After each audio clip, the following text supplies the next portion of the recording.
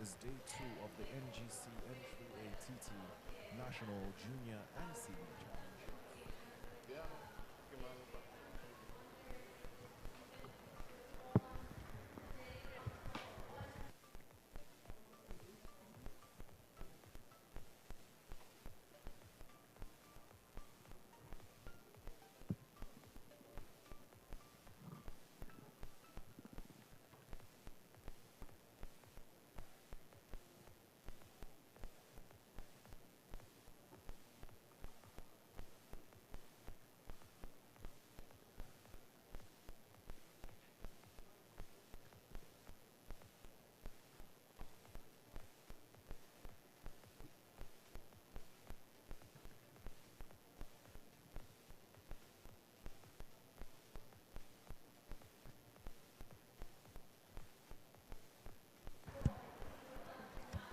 像会员。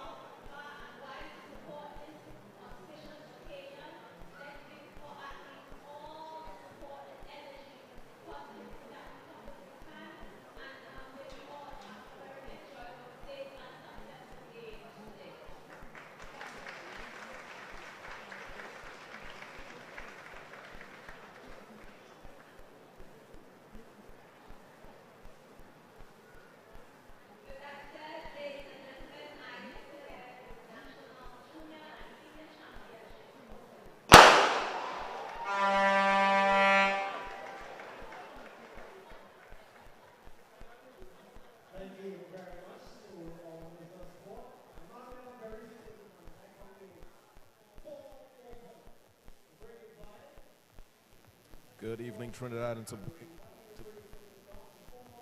Good evening, Trinidad and Tobago and the rest of the world. This is day 2 of the N.G.C. N.AATT National Junior and Senior Championships, right here at the Hazley Crawford Stadium in Port of Spain. This is the Road to Paris 2024. My name is Javon Brown, and I'm joined by the lovely Ayana Hutchinson-Britton. We're your host and co-host for this evening, and we do apologize for the late start. This was due to the inclement weather here in Port of Spain. Yana, so we taken it to the action of yesterday, all the preliminary rounds in day 1. Yes, all the prelims, all the drama of the numerous false starts that took place yesterday. The excitement of seeing old and new athletes come out trying to vie for their national spot in Team TPO. Yes. We saw some veteran athletes competing. Rene Kwao coming back after some years of not seeing him on the track. It was a shocker for me, a surprise. Yes, and very he certainly put down a show yesterday. Yeah, he was definitely a person of as qualified, and he basically looked like Rene Kwao of old. I didn't see anything that was strange or new. It just looked like he just took time off from track and field and just came back and said, okay, I'm ready, and it was same old business. Wow. So earlier we would have seen some remarks from the Honorable Minister of Sport and Youth Affairs, the Honorable Shamfa Kujo. We also saw the director of the N.G.C. giving some remarks for the games this evening. So this evening's proceedings will begin with the decathlon. That's event number 1. That will be the men 100-meter dash, and that would be a final. So stay tuned for that.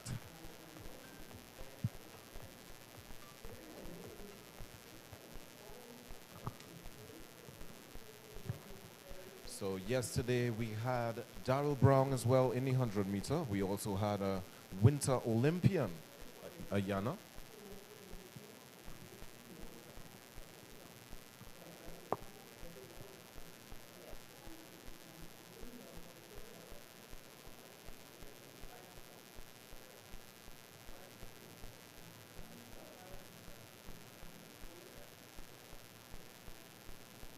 As we look at the highlights from yesterday's race, young athlete from Simplex making his way known. They actually stood out yesterday as far as those races were concerned. They were one of the fortunate ones who did not fall prey to the false start curse of yesterday. And they look very technical, very good as far as vying for their spot is concerned. See, we have this next heat that featured Ravel Webster of Concord. Ravel is an athlete and a student of Liberty University, and his training has been going relatively well. I had the opportunity to speak with him a little earlier this week, and he was ready. All right. That was the word he used. He was ready. So I expect to see a little bit more of that kind of pep and pepper and pace and fire getting ready for the semi-finals, trying to vie for a spot in the finals. Looked very good and very comfortable and technical yesterday. Oh yes, look at those high knees powering down the line. So of course we're looking for an Olympic standard of 10.00 for the 100 meter, and that's the men's standard in order to run the flat event at the Olympic Games. So yesterday, as you said, Ayana, we had some issues with regards to the starter. And we see this 400-meter heat featuring Rene Kwao and Shaquem McKay. As I said, Rene Kwao of old, he didn't look like he took any kind of time off the track at all. and he pulled Shaquem McKay right along with him. And Shaquem McKay was very pivotal in the team that Yes. was trying to qualify for the Olympic Games in the World Relays in the Bahamas held earlier this year. And the man of the moment, Mr. Jareem Richards, our 400-meter indoor world champion, pulling Cyril Sumner right along him. Very comfortable run there for Jareem. Very comfortable. And he did just enough to qualify in the finals. I'm pretty sure it will not matter what lane he draws as far as Yes. the semi-finals is concerned. Everything is a technical, everything has a plan, everything has a mode of operation as far as going to race plan, doing exactly what he's been practicing to do all season, discussing techniques and strategies with his coach. So I expect nothing other than what has been the plan all season long. Yes, so Jareem is looking for Olympic standard qualification in the 400 Yes. meter because he already achieved the standard for the 200 meter, actually running 20.13 at the Racers Grand Prix in Jamaica. Right. So Richards is in good form and in good contention to actually make another Olympic final, yeah. and hopefully medal for Trinidad and Tobago. And based on how I was looking at the schedule this year, I think it's very possible for him to actually do the double, run the 4 and the 2 double. Oh, yes. It's possible, but it will prove slightly difficult because those rungs tend to take a lot out of you. And once you have enough time to recover between those races, I think he has a really, really, really good chance to do well at representing Trinidad and Tobago and actually making a final and possibly medaling. Yeah. So the championships are being conducted under the World Athletics Competition rules and those of the organizing committee. So with regards to the false starts for some of the athletes that we saw yesterday, they have the option to protest. All right, so all protests shall be lodged with the relevant referee in writing within 30 minutes after the official results have been announced. So I'm not sure if that happened yesterday. I myself is unsure, but I do think that that specific rule may pose a problem. Yeah. Because while we were looking at the footage from yesterday and noticing the recurrence of these false starts, Yes. what may have happened is the amount of time that may have lapsed when they realized there may have been an issue with the equipment. It may have been problematic for teams who may have wanted to lodge a protest. That time may have lapsed for them. So we're not entirely sure, and there is some time constraints as far as the announcement of those results. With the announcement of the results, that's when you have that 30-minute window in order to lodge your protest. Based on how things were running yesterday, with being a bit behind schedule, I'm not entirely sure if those protocols were observed in allowing those athletes to lodge their protest in time. But it's something that we will be definitely keeping an eye on and seeking progress to figure out what's going on with it. If anything at all comes of it, because there's a possibility that the athletes may not fight it. But I do expect to see a lot of athletes being in that position to determine whether it's possible and whether it's right, because there was another issue of athletes not being allowed to run under protest, even though they requested even though they requested to have that to be allowed to race, even though they may be disqualified in the end regardless of their placement or finish in the race itself. So it's a lot of back and forth. We're not entirely sure how it will go. It's like I said, it's something we would definitely be monitoring to figure out what the outcome will possibly be. Okay. Just a bit of competition rules. I'll highlight some of the rules for you all. The junior athletes seeking selection on the 2024 Olympic team are required to compete in the senior category. So if you know a young athlete and you see him running with the big boys, just know he's vouching for that qualifying standard for the Olympic Games. Athletes must have competed during the period of 2024 January the 1st to June 16 in order to enter these championships. So you can't just wake up and say you're coming out. No, there is a qualification standard. There is a cutoff mark, meaning that even though you may have qualified to be at nationals, the amount of students, or sorry, the amount of children or persons that may have qualified, it stops at a certain number. Yes. Because we have to put things in place for there's a certain amount of athletes that goes through the rung. So based on the amount of 40 athletes, then we cut that down, that 40 down, that goes to 16, and that 16 goes down to the final 8. So there's a certain number of mathematics that is involved. So it's not just everybody who's qualified can go. And all athletes shall be properly attired in their club's uniform in order to participate. We saw some really nice uniforms yesterday. I saw one, I think it was the IG Fast Lane, with a burst of colors. And we have the usual, the Abilene Wildcats in the yellow and blue. The Memphis Pioneers as well in similar colors. Cougars in the green. And the Simplex with the national colors of Trinidad and Tobago. And let's not forget Concord in the beautiful purple. Oh, yes. I may be biased because I have a thing for purple. Purple is my favorite color, so yes. Regardless of who's wearing purple, I'm cheering for them.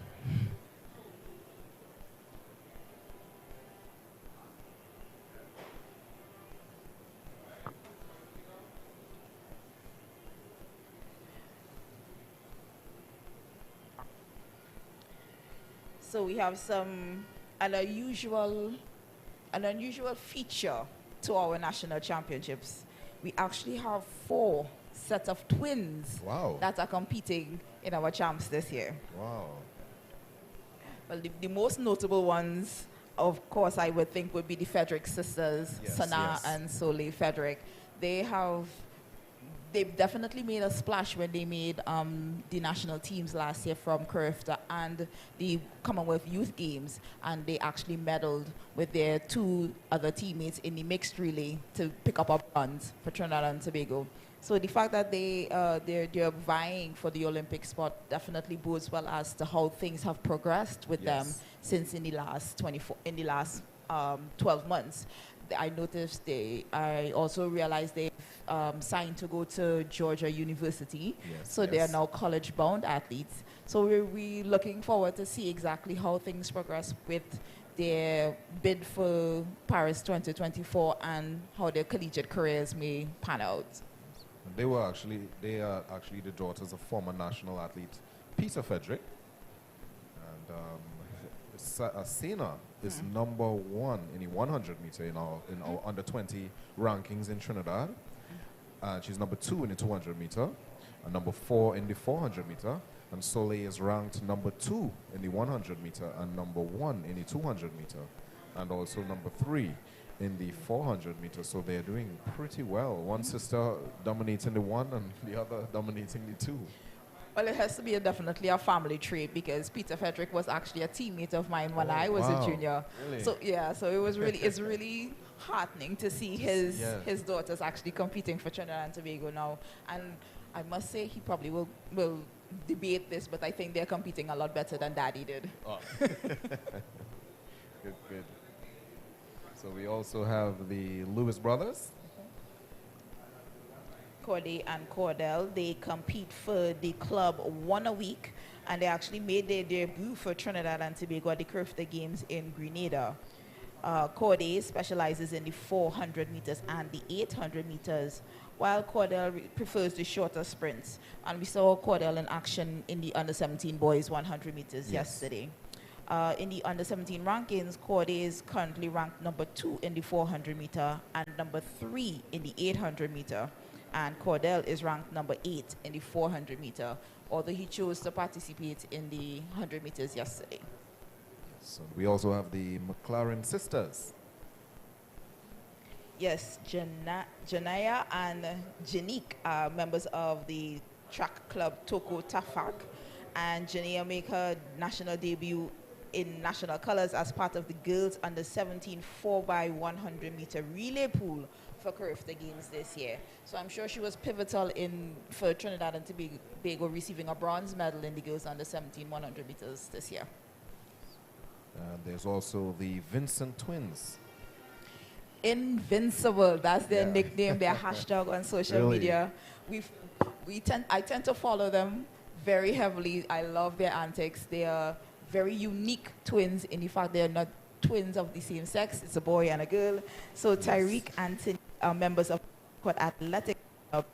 Tanique has represented Trinidad and Tobago at the 2022, 2023 and 2024 Carifta Games. And remember, these athletes are still under 17. So Tanique has been doing this a while. And with her 2023 NAATT under 18 and under 23 competed at the 2023 and 2024 Carifta Games as well. As far as the local rankings is concerned, under 17 Tanique is number 1 in the long and high jump, number 2 in the 100 meter hurdles and shot put, and number 6 in the 200 meters. And the boys ranking, Tyreek is ranked number 1 in the long jump and the triple jump. And he's ranked number 2 in the 110 meter hurdles and high jump. So these twins are very talented multi-event athletes. It's a pleasure to watch them. I remember watching them in Jamaica. I think that was Tanique's first Carifta Games in Jamaica, where she actually medaled, got a silver medal in the girls under 17 pentathlon. And to do that at the age of 14 was unbelievable. I was so proud to see Trinidad and Tobago being represented in an event that we're not usually known for. You always see us in the sprints, you always see us in the 400. To see us represented on such a big scale in the multi-events, not just field events, but in multi-events. It was really, really good to see, and her brother is definitely following suit, and he's doing well on his own in his multi-events as well. We have so many twins, and not forgetting Jonathan and Nathan Farina as well, who would have represented Trinidad and Tobago. They're still at it. On the line, we have the men 100 meter dash, and this is for the decathlon. So this will be a final. In the decathlon, they will be competing in multiple events.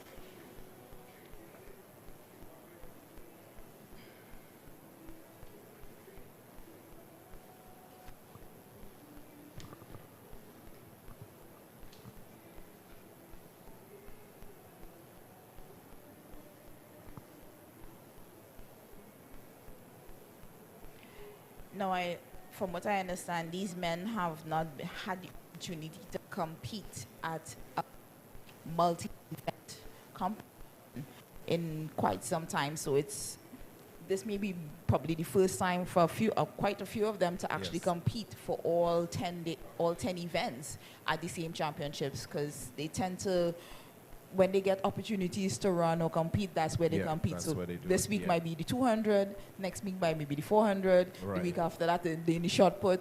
So it's very rare they actually get the opportunity to compete for the entire event, the decathlon, in the same competition.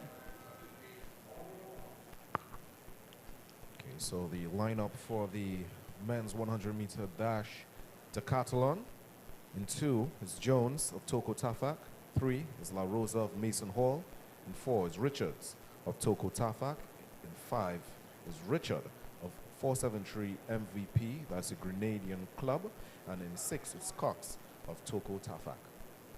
They're on their mark.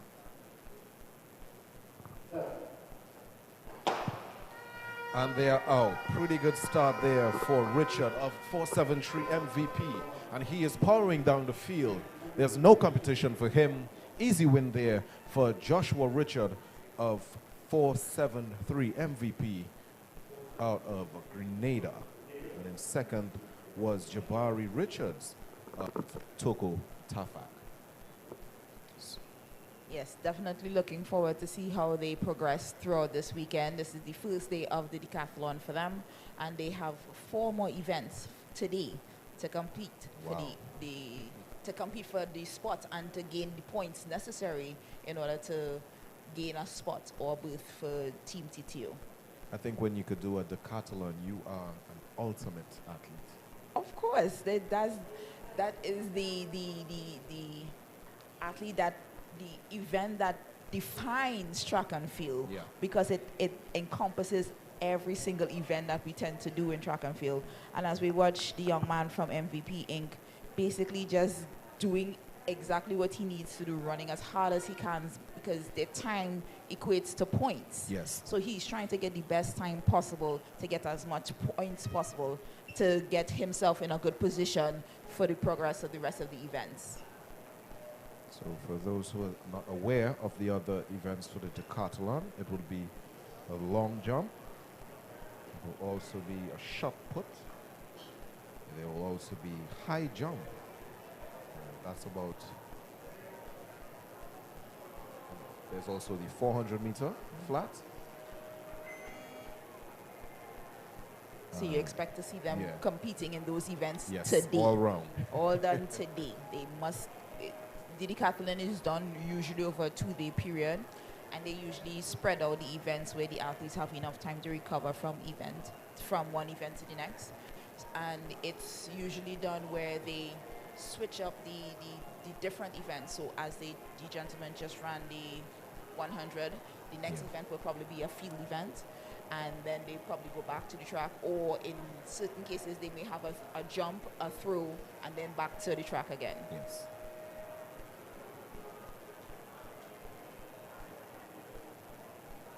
So you see there the field events.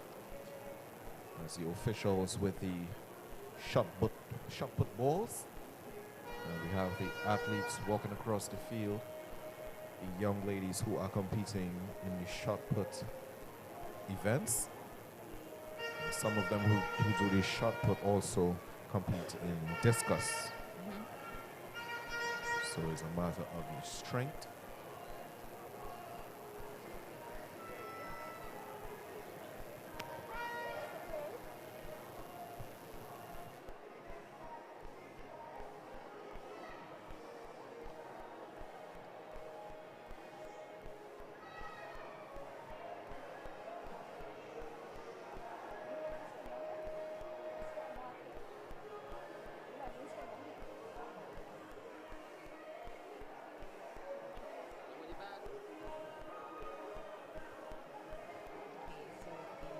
This event goes on the 17 shot put. We're probably looking at the likes of Kenisha De Boule from Toko Tafak, Anale Govea from Eastern Flyers, Keely Rodriguez from RSS Phoenix, Tikia Chance from Zenith Athletic, Jada Archer from Mercury, Jada Carrington from Zenith Athletic, Sophia Gittins from Zenith Athletic, Terlia Lara from Toko Tafak, Sophia Kwamena from Davide, Janea Thomas from Cougars, Tinique Vincent from Concord Athletics, and Peyton Winter from Burnley.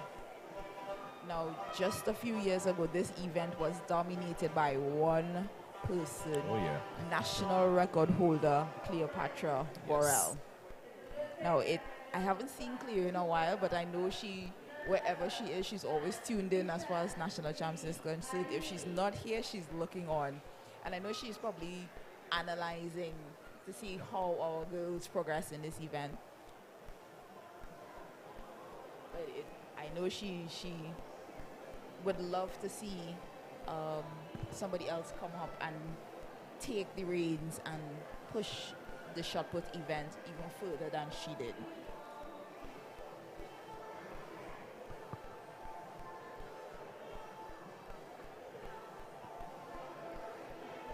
So the national record from Cleopatra Ball Brown is a distance of 19.48 meters. And that was in 2004 at Blacksburg. Blacksburg is in Germany.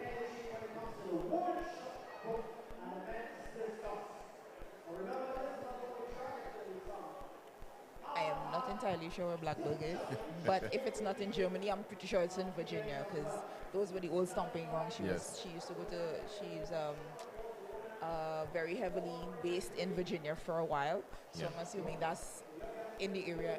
I need to get a map of the USA to find out exactly where that is, but I'm pretty sure it's close by. So we're getting ready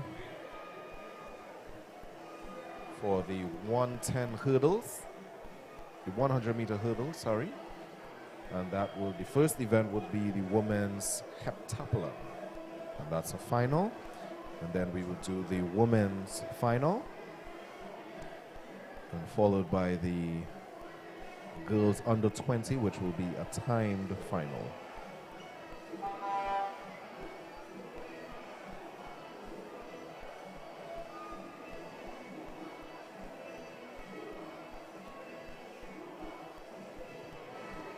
So a national record holder for the heptathlon is Tyra Gittens, but her points being 6,418, and she did that in College Station, Texas, USA. This was set back in 2021.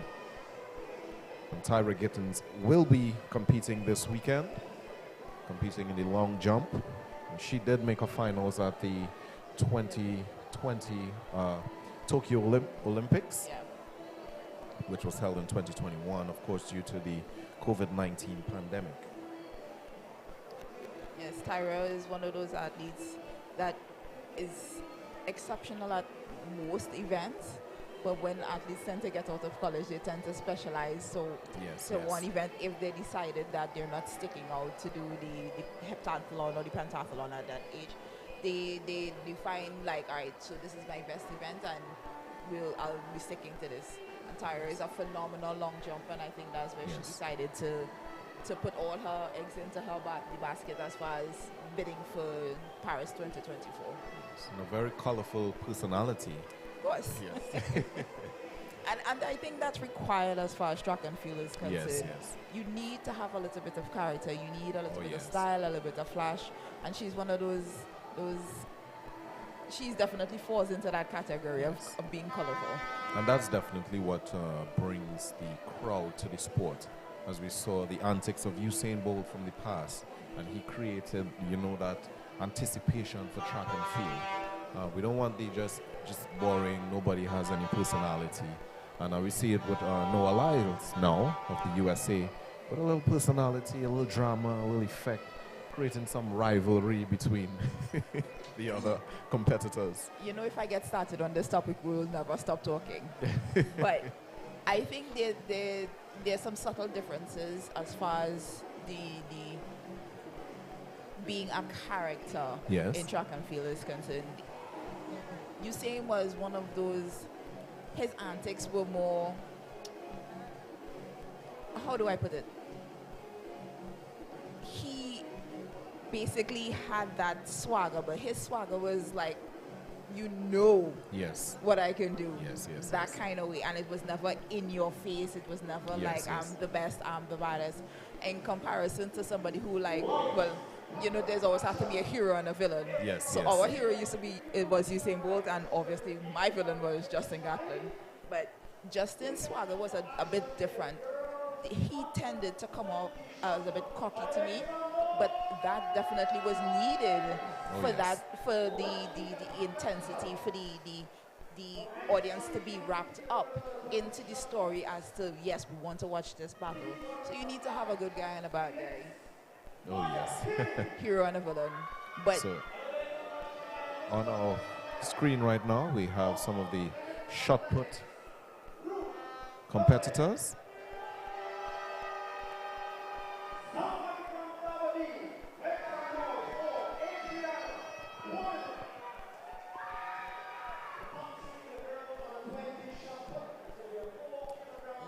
So I think they're separating the girls under 20 from the girls under 17. So what we have on our screen is our under 17 competitors. Our under 20 competitors.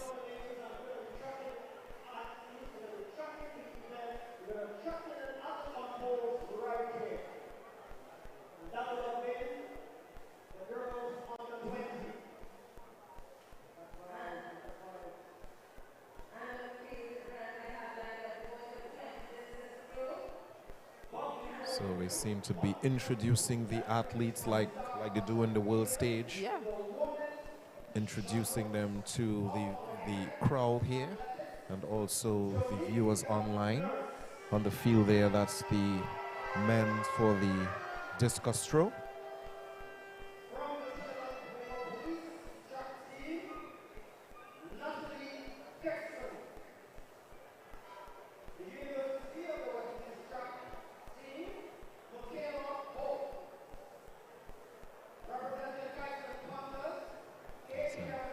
Athlete representing Kaizen Panthers.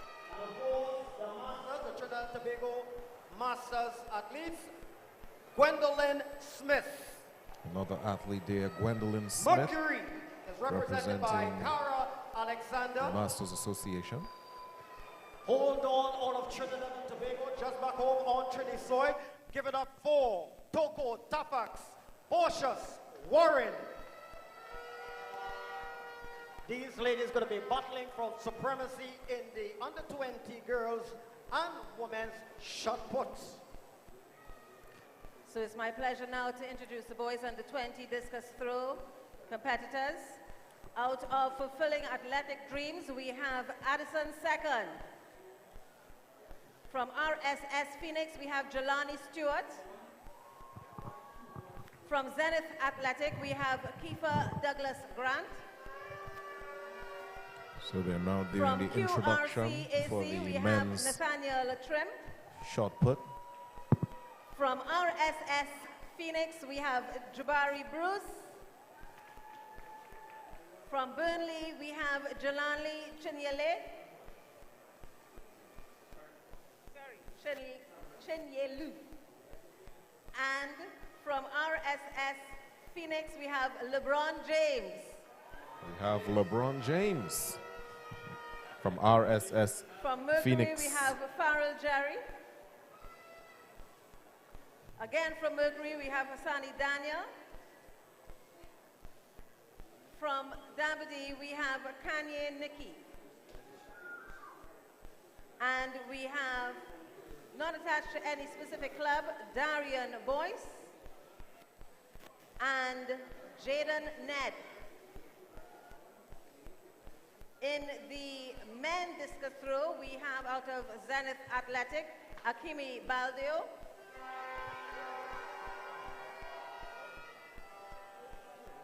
Out of UTT Patriots, Kinan Alexander. And also from UTT Patriots, Umar Sandi.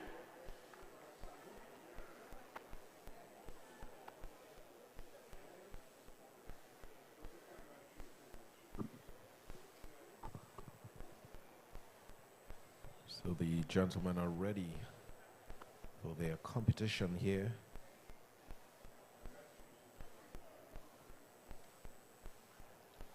So if I understand what's happening correctly, is that they have decided to put all age groups, so you'll be seeing under 17, under 20, and men competing in the discus, and same format for the women in the shot put, under 17, under 20, and women.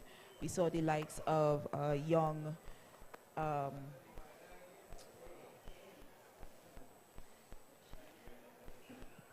I still call her young, but Miss Gwendolyn Smith, she's a Masters national champion, multiple medalist for Trinidad and Tobago. So she's competing for the over 35 category to be in Masters. And then we have will that record stand today, or will that record very fall? charismatic Portius Warren, the under 20 athletes are getting their who I think, in my opinion, is the one to take the reins after Cleopatra. Yeah. Has after step away from the ring for Cleopatra, she's the one who's probably willing to step into her shoes now. And then our next young athlete I have my eye on is Miss Janelle Campbell. She's from Leasing Hall, and she performed very well over the secondary schools championships this year, and was a really good competitor for CRIFTA 2024. So on the screen we're seeing the athletes competing in the boys under 20 pole vault.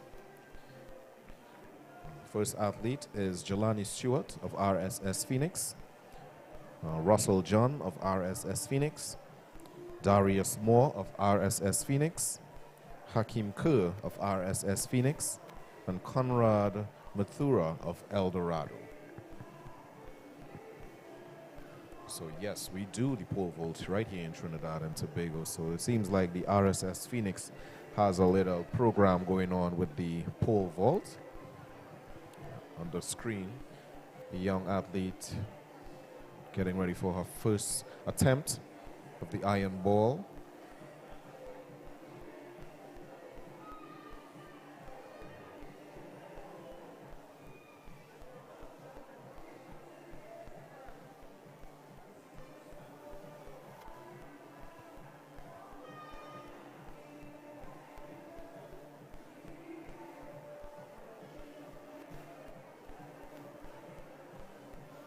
So just a run through of the girls competing in the under 17 shot put 3 kilogram. Athlete number 1 is Kanisha Debole of Toko Tafak, Annalie Govia of Eastern Flyers, Keely Rodriguez of RSS Phoenix. Little injury there on the pole vault. Athletes seem to have twisted a ankle.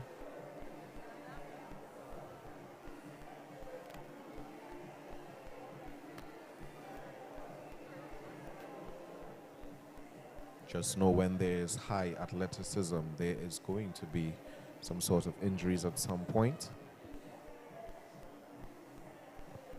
Let's hope it's nothing that is too bad. This being our national championships, hopefully it does not end his chances for vying for a spot for the team. Seems to be in a lot of pain there. So we continue with the names for the under 17 shot put 3 kilogram. We have Takia Chance of Zenith Athletics, Jada Archer of Mercury, Jada Carrington of Zenith Athletics, Sophia Gittins of Zenith Athletics, Talia Lara of Toko Tafak, Sophia Kwamena of Dabadi, Janaya Thomas of Cougars, Tanique Vincent of Concord, and Peyton Winter of Burnley. Another attempt there at the pole vault. I think the pole vault is one of the hardest events to learn. Oh yes. Because it's not just running and planting a pole. There's a level of acrobatics involved. There's a level of gymnastic background and ability that needs to be performed in order to get this event technically correct. So I very much applaud the young athletes attempting this event. So our record for the pole vault was set by Edison Toby back in 1995. And that record is 4.65 meters. And for the ladies, it was Ayana Riviere, set back in 2008 with a height of 2.36 meters. So on the line is the girls' 100-meter hurdles, and this is for the heptathlon.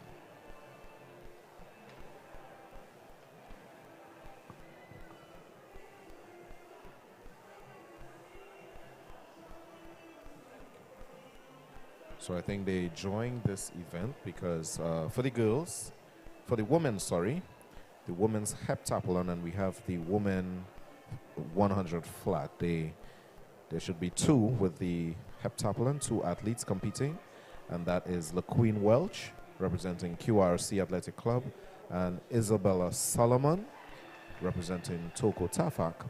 And there's just 1 athlete in the flat women's 100-meter hurdles, and that's Shakaya Plummer of Memphis.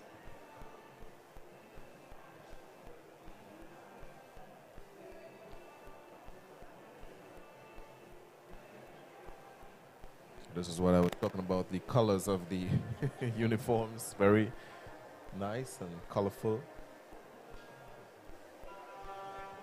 On screen, we have Portia Warren.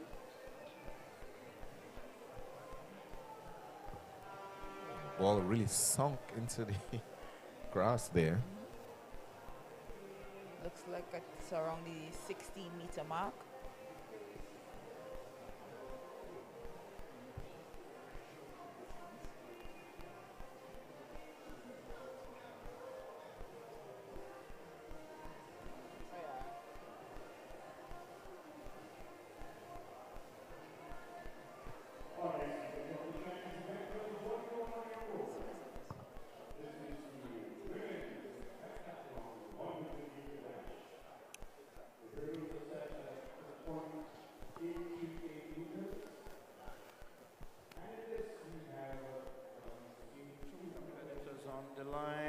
Three competitors on the line to end the program.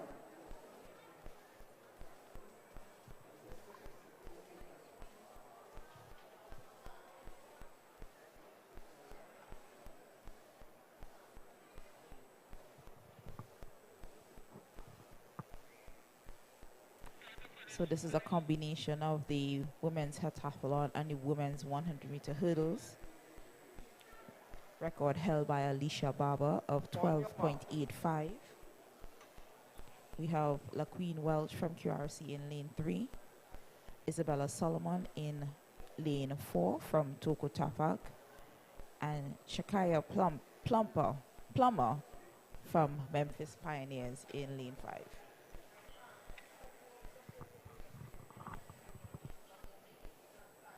Set. That's our first false start for the evening, and this one we could have seen. It was a false start. Yeah, this one has an obvious false start. So that was Shakia Plummer. Yeah, but in her defense, there was a horn being blasted at the same time. So they tend to request a little bit of silence for the event, especially for the athletes to hear the commands. So I'm assuming that, I'm hoping she gets unfortunate no, it's for not a warning. Shakia it is an elimination. Plummer. On your mark.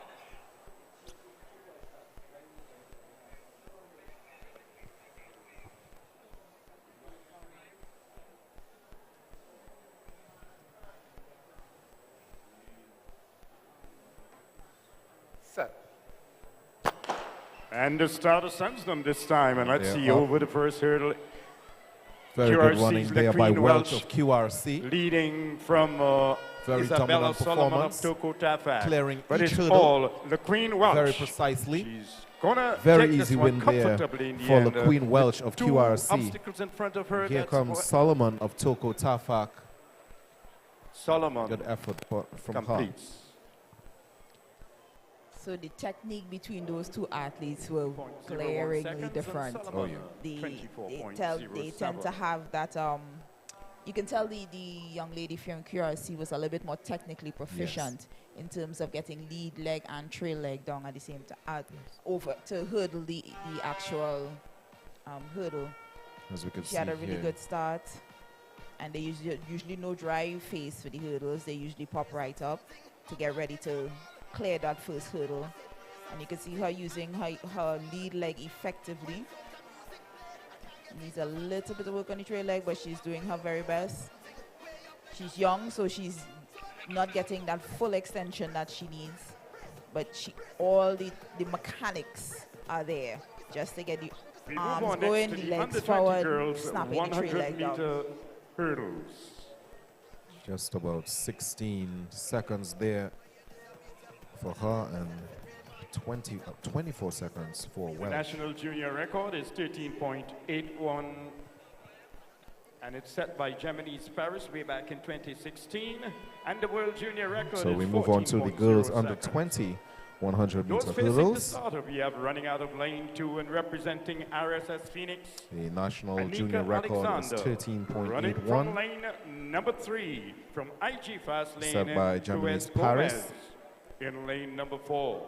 473 MTV Incorporated World Junior out of standard Grenada. is Shante Augustine. 14.20. In lane number 5 from the club Simplex, Jillian we Kidd have is two rounding off the field in finals lane number here 6, representing for the girls RSF under Phoenix, 20 100-meter hurdles. Tanya McLarens. That's your field for the under 20 girls 100-meter hurdles. On your mark.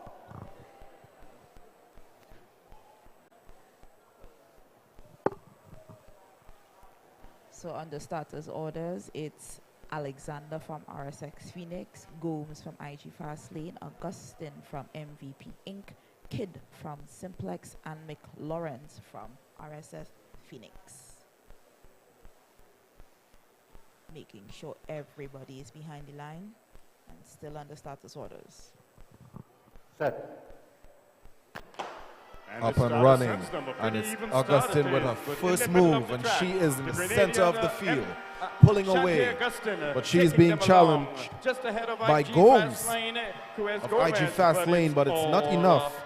So that's Augustine of 473 MVP Inc., and that's the club out of Grenada.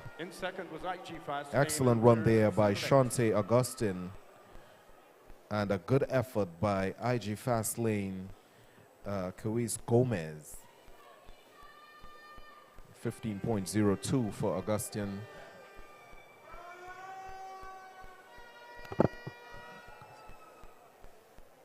.15.02, not quite the standard. But again, glaring differences between their technique. She was very proficient over those hurdles.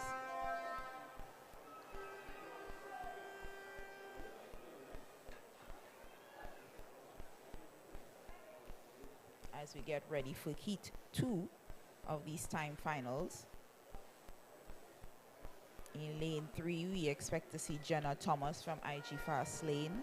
In lane 4, Gianna Paul from Concord Athletics. Next in on the lane track, 5, section 2 Natalia of the Eastman women's from RSX Phoenix. under 20 and Kavaya 100 Scott meter from hurdles. Zenith Athletics in the second heat. Facing the starter, we have running out of lane 2 from Kaizen Panthers, that's Gary Robley. In You have 3 one from IG person of Fast note Lane, in the Jenna Thomas. second Running heat out of the time lane finals, Miss Gianna Paul, number who was 4. well on That's her way to Concord, claiming Gianna Carifta Paul. goal Yeah. In lane before 5 being from sidelined with an RSS injury in the Phoenix, 200 meter Eastman. event In of the lane number 6, keeper squad. pentathlon. There we see the Pentathlon. young athlete of Athletics. That's your MVP. field for Very section 2 dominant. of the Very girls technically, she's under very 20 proficient over the 100 hurdles. meter Good hurdle. lead leg, good On trail your leg, mark. good arm action with that sweeping motion over the hurdles.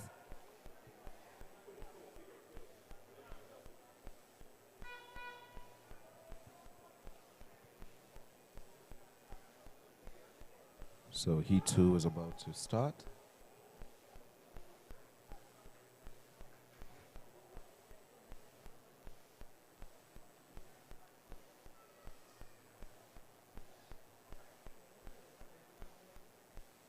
Set.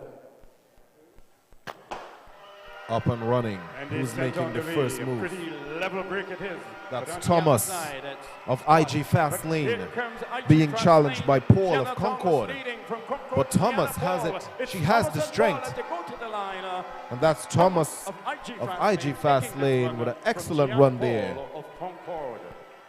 Gianna Paul was no match for Thomas this evening.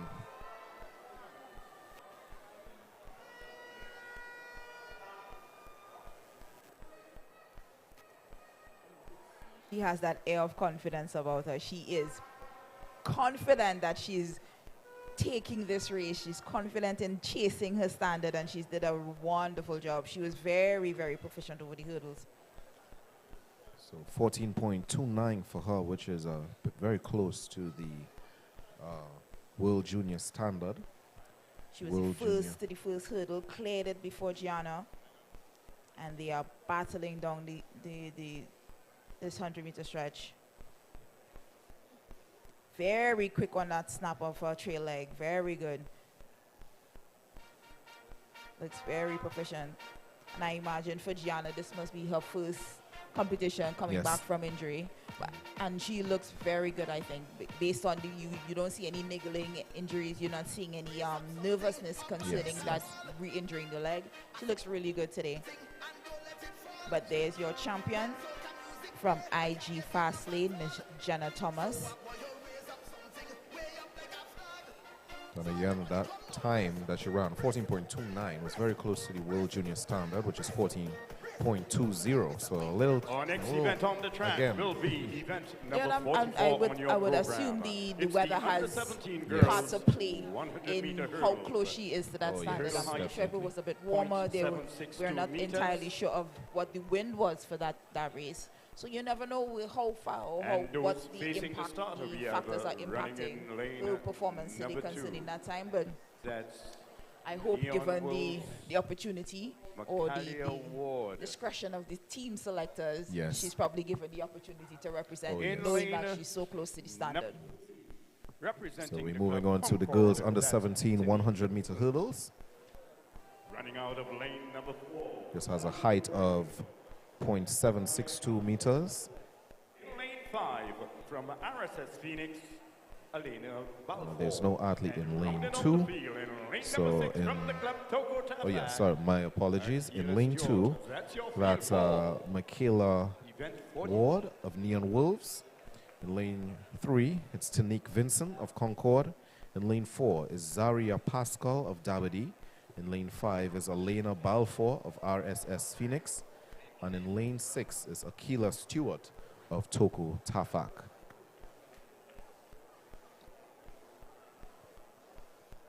So these are the girls for the under 17 100 meters.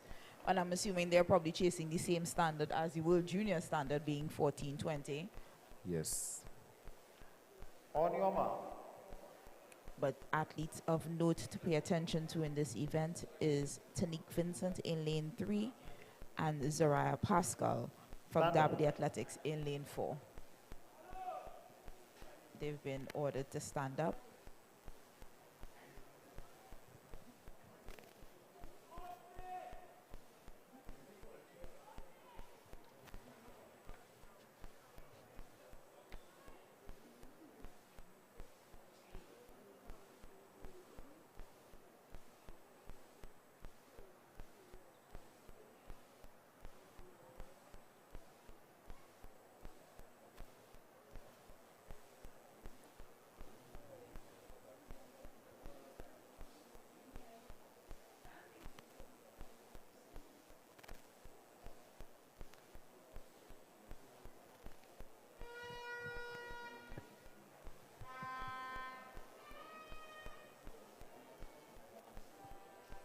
Not entirely sure what the issue is, but we have officials examining the hurdles, making sure everything is On your aligned, mark.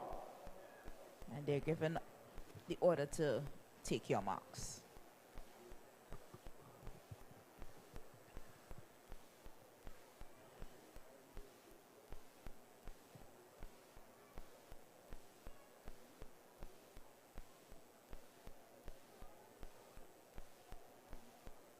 Set. And they're up and out. Pulling away from the field is Vincent of Concord. And she is rolling. She is on fire. Here she comes, trailing her is Pascal of Dabadi. So it's Vincent of Concord with an easy win there. Concord and Zariah Pascal of Dabadi Progressive in second. And if you turn your attention to the northern We end await the of the official field, times. in the pole vault area, 14:98 for athletes Tanique competing. Vincent The bar is now at and 15:56 for 2.20 Pascal. meters high. On paper, they were definitely the two to watch, and based on the result, we definitely could see why. Tanique was definitely first over the first hurdle, and Pascal was right on her heels. These And are the under discus, 17 athletes, so their the boys technical under 20 proficiency is discus not throw. quite That as good rotation, as the the girls first that go rotation under already 20, complete. but still We are quite good. into the first rotation for Still the quite good. men's And discus. Tanique is that long athlete, so it's quite easy for her to clear the hurdles, not needing that full extension of the lead leg in order to do so. Team of Club RSS Phoenix attempting 2.20 meters. So come on, here's the Crawford Stadium. We can support the athletes. This is the N.G.C. Entry So if you're just joining us on the live stream, this is day 2 of the N.G.C. N.AATT National Junior and Senior Championships right here at the Hazley Crawford Stadium in Port of Spain. And this is the road to Paris 2024.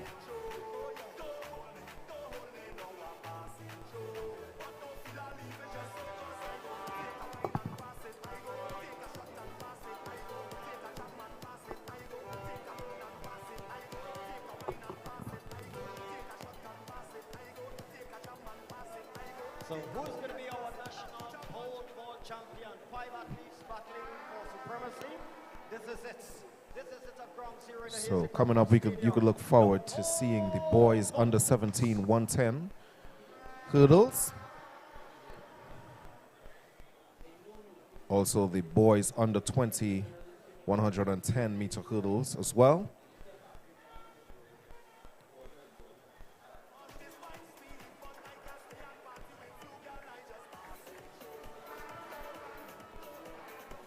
And a bit later on, you would see some action in the girls And that was and boys under 17 100 meter dash. 20 meters. We're going to be seeing a new champion in pole vault. Watch out, Wall. Watch out, Duplantis.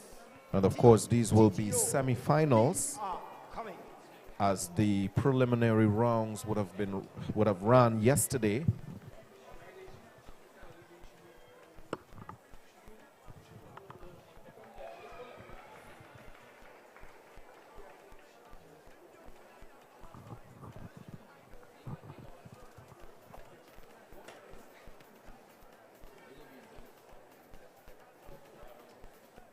So the athletes have successfully navigated 2.20 meters. The bar is going to be raised by 10 meters. So up next, we're going to see the athletes at the pole vault attempting 2.30 meters high.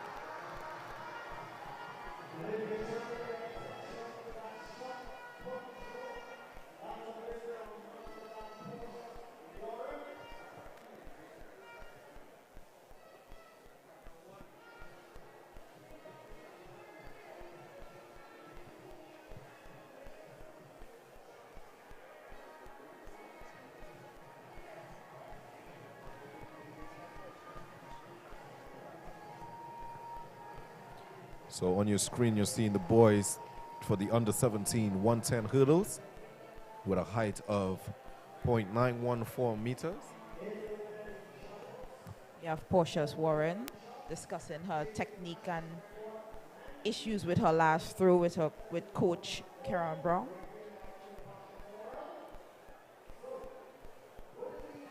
So on the line for the boys under 17, 110 hurdles.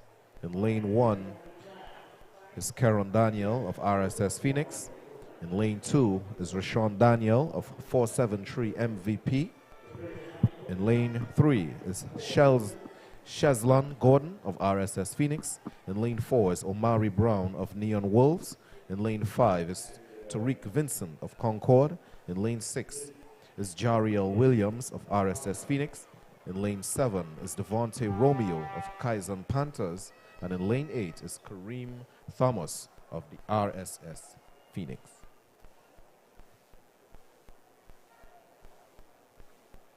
Any lane to watch here, Mariana? Definitely Omari Brown from Neon Wolves in lane 4, Tyreek Vincent from the Concord in lane 5. And I meters. want to say between And we have a full Romeo house in and this Thomas in lane 7 and 8.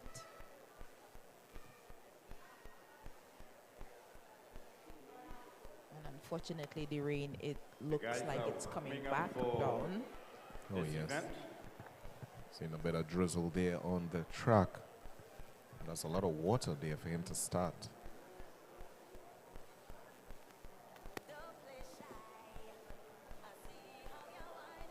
You know, as an athlete, I think I would have protested that. Get this water up my way. According to the old people, rain does only stop cricket. So athletes in track and field run in any weather. Oh, yeah.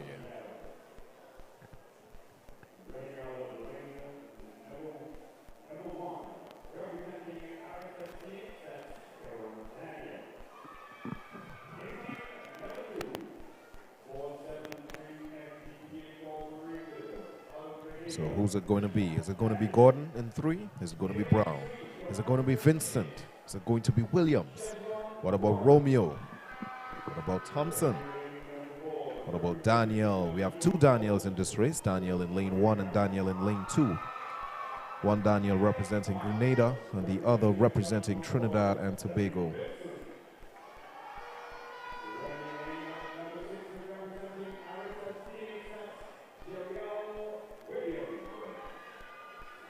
Must commend the athletes of Grenada of 473 MVP, running pretty well yesterday and today.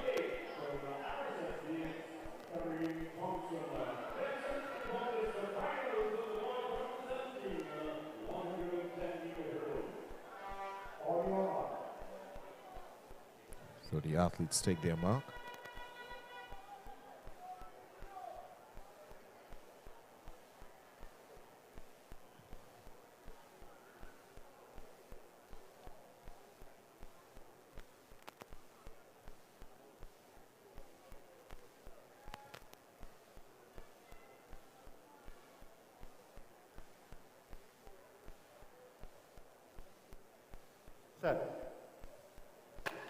And they're sent up on and their out. way. Pretty good Let's see, start. a pretty level But start pulling away it is. from the But field, making it's that early athlete move, Gordon of Gordon RSS Phoenix.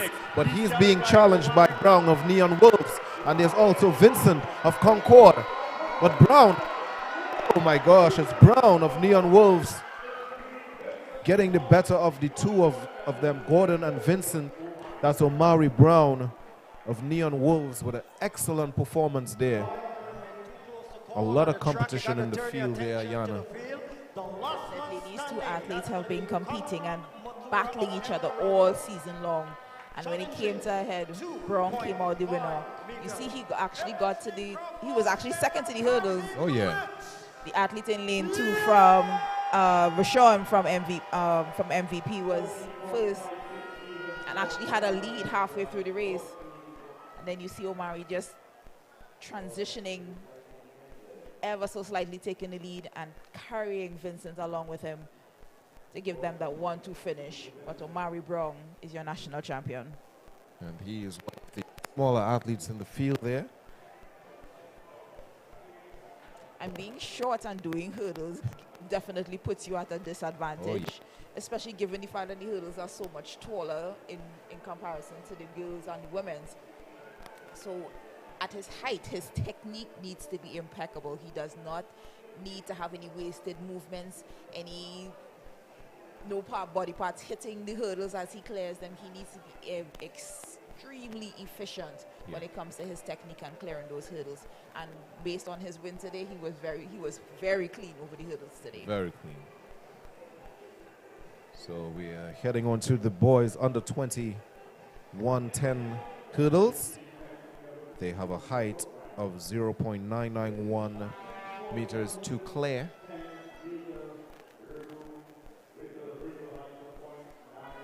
So it's 10 hurdles before they hit the line.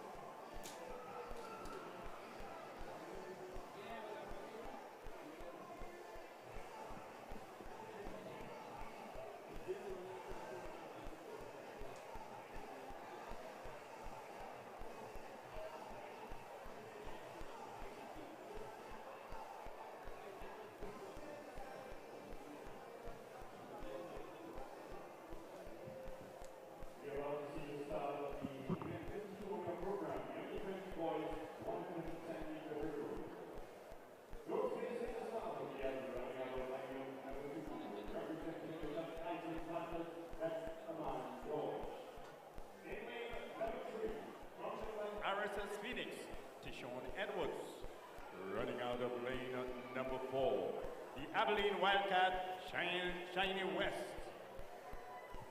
In lane 5, from Davide Progressive, Jeremiah Francis. And running in lane number 6, that's Kaiser Panthers, Caleb Campbell. And in lane 7, Darius Moore of RSS Phoenix. That's your field for the under 20 boys 110-meter hurdles final. On your mark.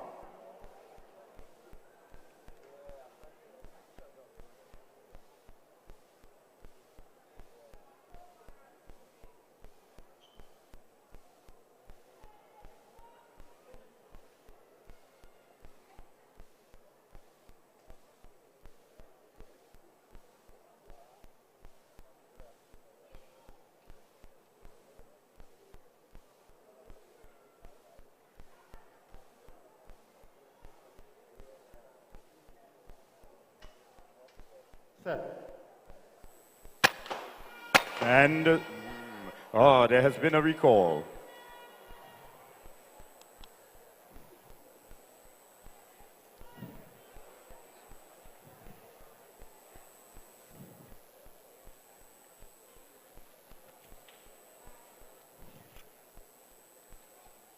Okay.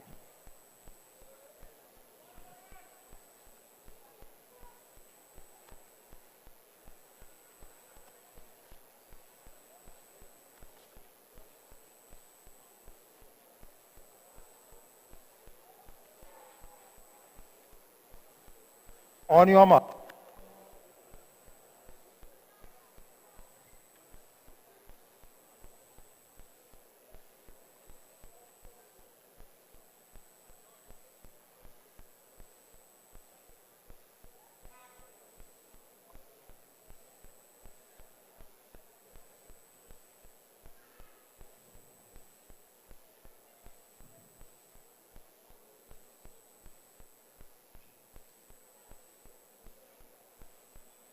Set. And they sent on their way this time. A pretty even start it is. And making the early running is west of the Abilene Wildcats. He leads from Davide Progressive Francis. It's Western Francis. The second hurdle out. Western Francis going to the line. West, the Abilene Wildcat takes it. In second, a spectacular looking fall there by Davide, but got the second place anyhow.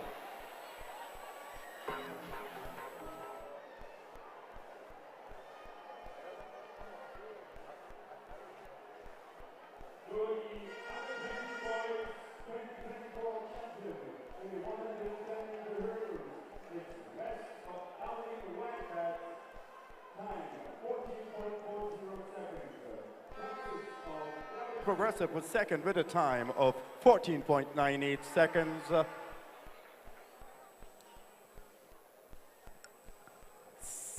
And the action continues at the pole vaults. One athlete chasing after his own height, and that's going to be Conrad Mathura, bib number 1794 of El Dorado, tackling a height of 2.70 meters.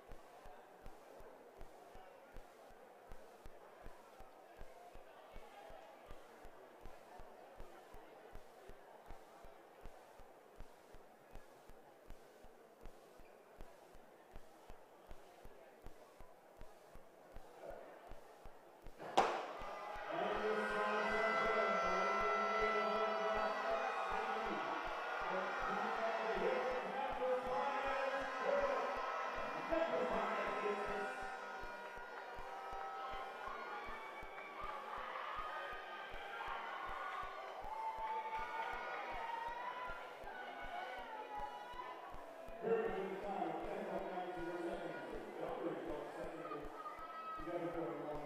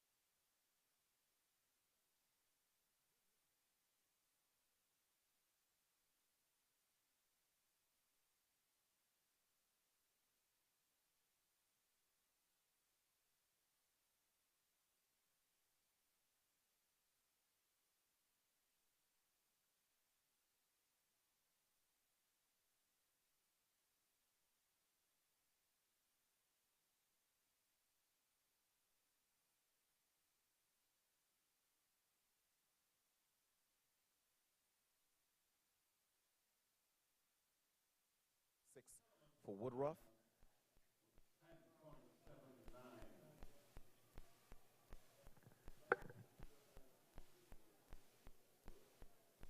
And we move on speedily to Heat 3, semi-final 3 of the boys under 20 100-meter dash.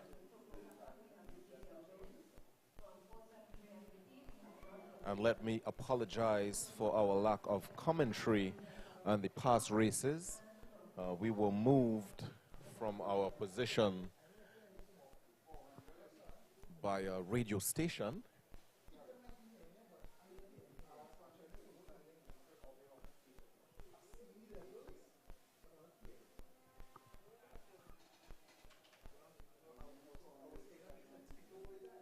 So in lane 1, we have Nicholas Bob of Cougars with a time of 11.27 coming in from the prelims. In lane 2 is Daniel John of Burnley with 11.35. In lane 3 is Hakim Chinapu of Simplex. In lane 4, Wickham of Stallion. In lane 5, Russell of Memphis. In lane 6 is Yeloy with a time of 10.91. In lane 7 is Dimsoy with a time of 11.21. And in lane 8, Sylvester with a time of 11.36.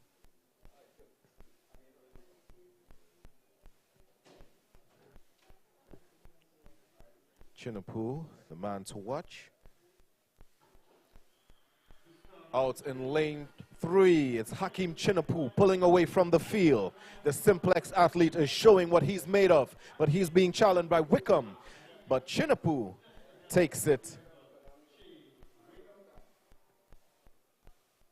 10.59 unofficially for Chinapu.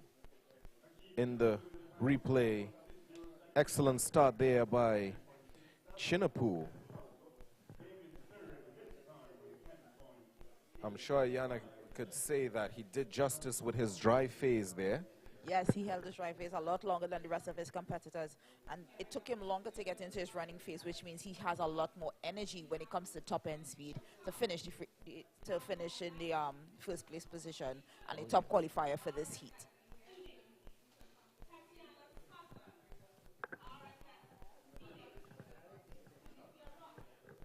I'll give Ayana the honors of introducing the women 100-meter dash. So these ladies lining up here is for the, even though these are the prelims, they did not have any heats for these events yesterday. The women are going straight to semifinals. And we have the lineup of lane 2, Rhea Thomas of Abilene Wildcats. In lane 3, we have Tristan Evelyn of Barbados. In lane 4, Muriel Ahore Demps from the Ivory Coast. In lane 5, Reese Webster of Concord Athletics. In lane 6, we have Sana Frederick of Simplex. In lane 7, Rhea Flanders of MVP Inc. And in lane 8, it's Christy Marie Mirage of Burnley. We have some very notable names in this first semi-finals for these women's 100 meters. We have Rhea Thomas, notable athlete for Trinidad and Tobago, has been on many a relay team for TTO. In lane 4, we have Muriel Ahore Demps. She has also been a pioneer for the women in track and field in the Ivory Coast, along with her compatriot Marie-José Talou. So we're looking forward to seeing her run today. We have Reese Webster, who was integral in Trinidad and Tobago qualifying for the 4x100 meters for the Paris Olympics 2024. She is in lane 4. We also have Sana Frederick of Simplex, notable athlete, bronze medal winner from the Commonwealth Youth Games in 2023. All ladies are all lined up under status orders for this heavily contested 100-meter semi-final number 1.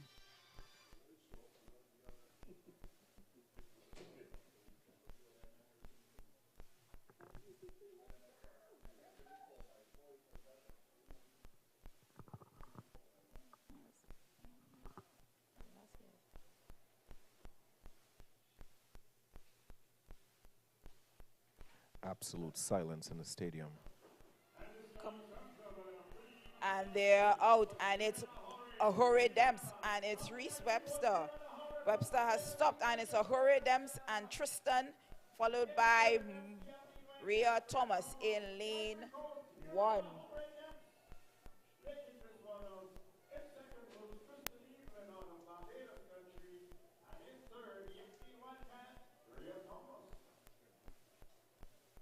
Heavily contested, and it's no surprise won by Mariella Hurry.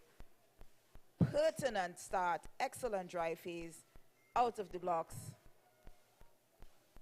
That's Ahura Demps in lane 4 with an excellent start, pulling away from the field, and she was being challenged there by Evelyn of Barbados.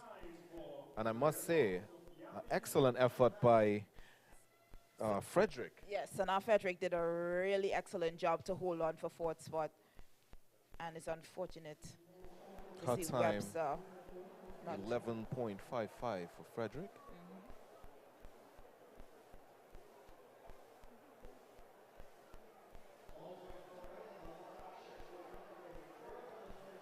So they're taking the top 3 in each heat, plus the next 2 best times will move on to the final later this evening. And semi-final 2 is just as hotly contested. We have Alicia Lee from Mover Jets in lane 1. Akila Lewis from Concord is in lane 2. Simplex's Leah Bertrand is in lane 3. The standout from Ohio State University. All-American for them. In lane 4, it's Michelle Liai from Memphis Pioneers. Zaria Allers-LeBird from St. Kitts is in lane 5. Soleil Frederick, twin sister of Sana, in lane 6 for Simplex, and lane 7, it's Shauna Williams of UWI, followed by Rochelle Rollins of Concord in lane 8.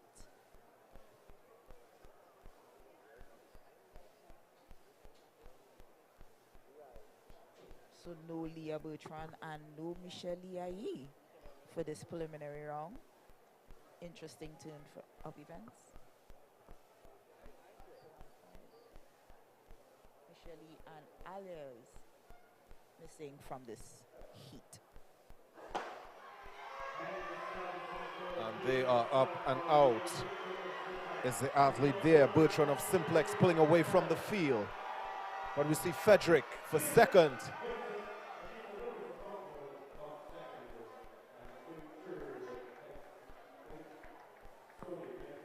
Superb running there by Leah Bertrand out in lane 3, representing Simplex. As you could see, her execution. This is why she was All-American at Ohio State. Look at her form, followed very closely by Akila Lewis. But Frederick pulling away out there in lane 6. Closing very quickly on Akila Lewis, but Akila holding her off for the 2nd spot. So those will be your top 3 qualifiers coming out of semi-final number 2. And we see Janae Digans going through her paces, talking with her coach, discussing game plan for her long jump. And lining up on the track, it's the men's 100 meters. Top 8 advance, top 2 in each heat, plus the next 2 best times. And in semi-final number 1, we have Jaden Moore from Memphis Pioneers. In lane 2, we have Darrell Brown from TTAMA. In lane 3, we have Jonathan Farina, Abilene Wildcats. He is one of the twins we had mentioned earlier on today. We have lane 4, Devon Augustine from Point Fortin New Jets. In lane 5, Raheem McCalman from Simplex. Lane 6, it's Adele Coltrust from Abilene Wildcats. Lane 7, Matthew Graham from UTT Patriots. And running unattached in lane 8, it's Andre Macano. Definitely the ones to watch in this first semi-final. Lane 2, Darrell Brown. Lane 3, Jonathan Farina. And lane 4, Devin Augustine. But not to be overlooked, we have McCalm and Cole Trust in 5 and 6. So the majority of this action is centered in the middle of the field.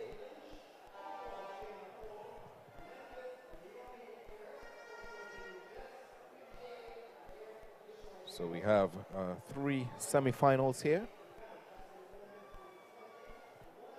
And we have 2 alternate athletes. That's Davin Sandy representing Alpha Athletics and Joshua Raymond of Stallion.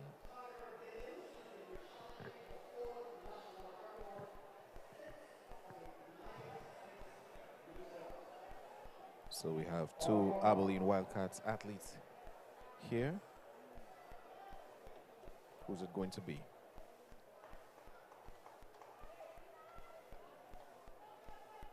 This is a very interesting race to watch. You have a former world medalist in Darrell Brown. We have a stalwart in Jonathan Farina representing Trinidad and Tobago. We also have Devin Augustine, who's been doing promisingly well this year, and then not followed by and they are off. Excellent start by Farina, pulling away from the field. Jonathan Farina doing really well, but he's being challenged by Augustine. It's Jonathan Farina, excellent run there.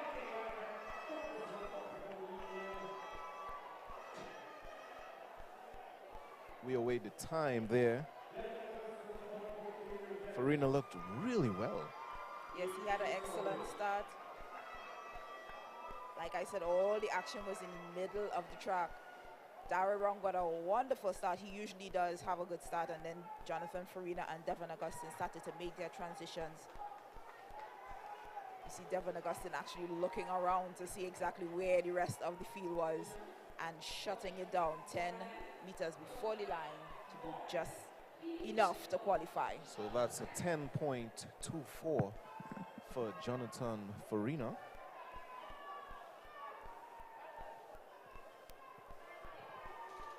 That would see him well in the 100-meter final.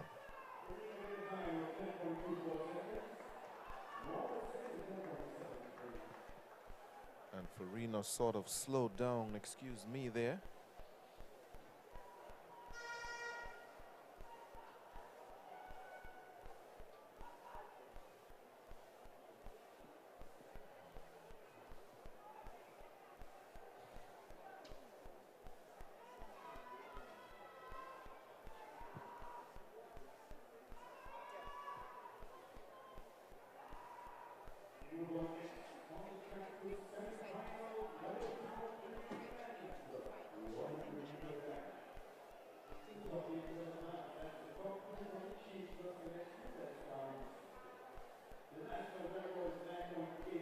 We move on to semi-final number 2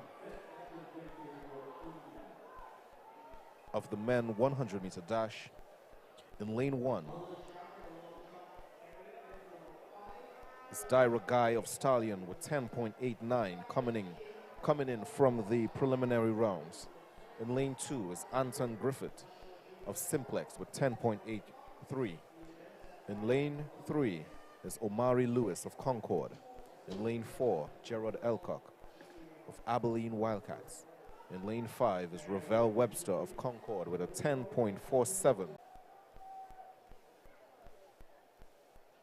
Fastest time coming into this heat is a 10.61 by Elijah Simmons, representing Simplex.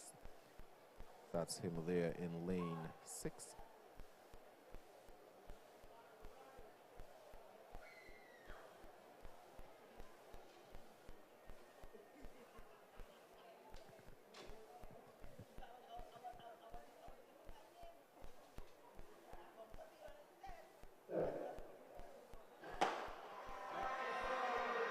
Blistering start there by D'Souza, but coming out to the field is Benjamin, Keon Benjamin, and he's followed by Farina, but he was nipped on the line by D'Souza.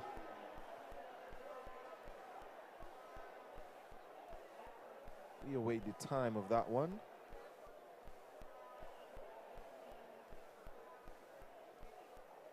Benjamin with 10.38.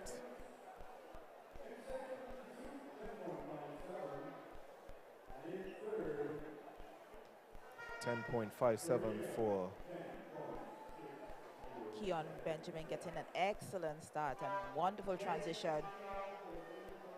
Looking around to make sure he's doing exactly what he's doing, just enough, shutting it down, nobody's close.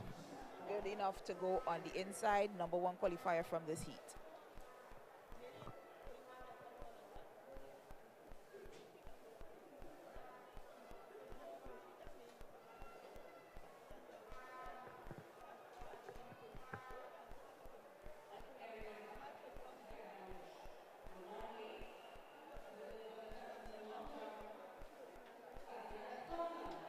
a nice smile there by a young athlete.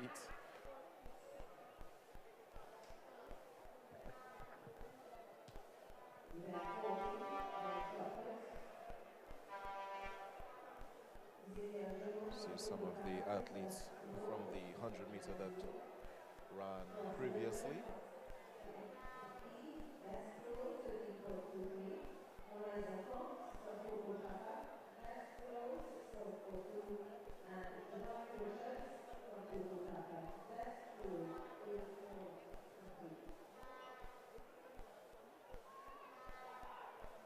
Now we see Masters athletes making their way out to the track.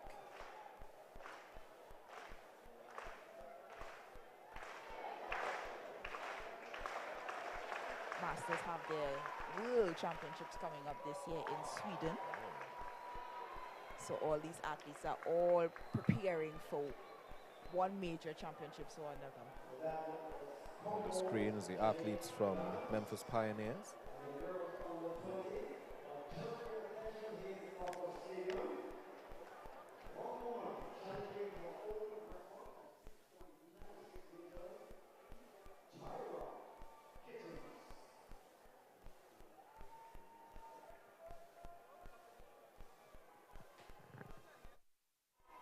So that's Tyra Gittins.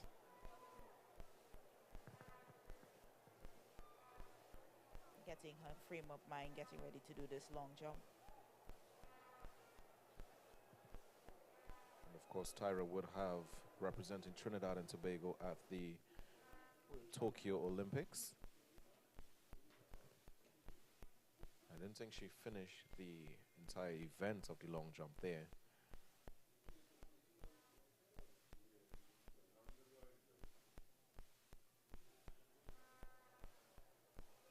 She's off.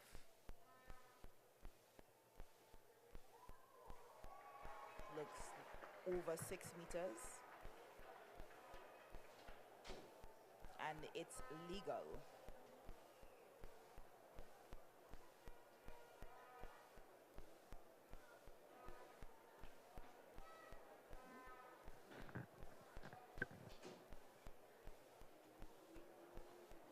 So we're moving on to the women 100-meter dash masters, 35 and up.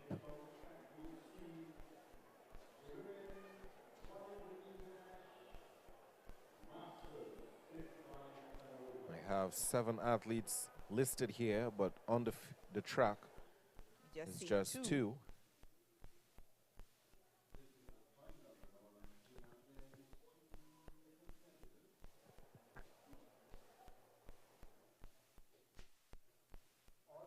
So that's lane 4 and 5. So that's Natasha Kelshal Panton of 1 a week. And in lane 5 is Michelle Sturge White representing Concord. Michelle Sturge, a national record holder for multiple events and the masters level. I expect her to take this race. And they're off.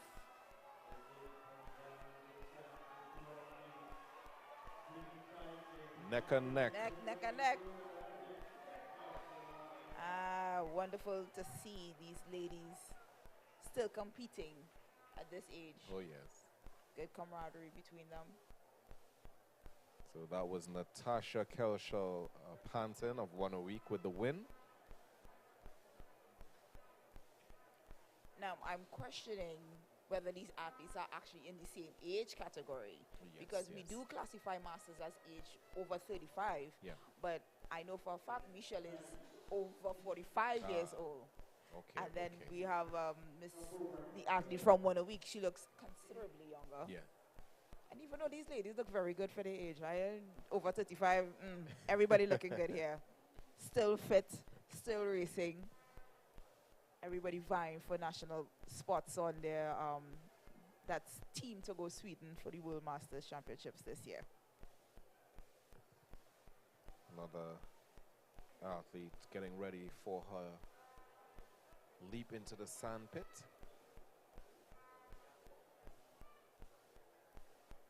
This is Charlton.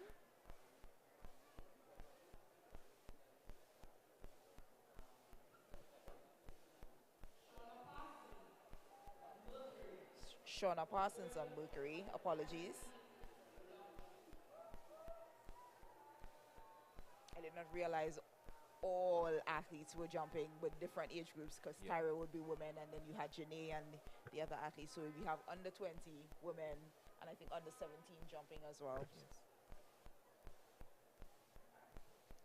On your track is the men's masters.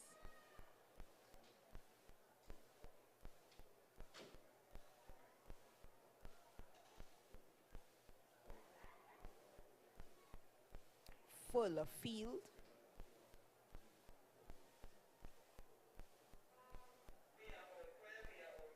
In lane 1 is Noriega of TTAMA. In lane 2 is Michelle of Concord. In 3 is Rice. In 4, Andrews. In 5, Smith. In 6, Prime. Scott in 7. And Marshall in 8.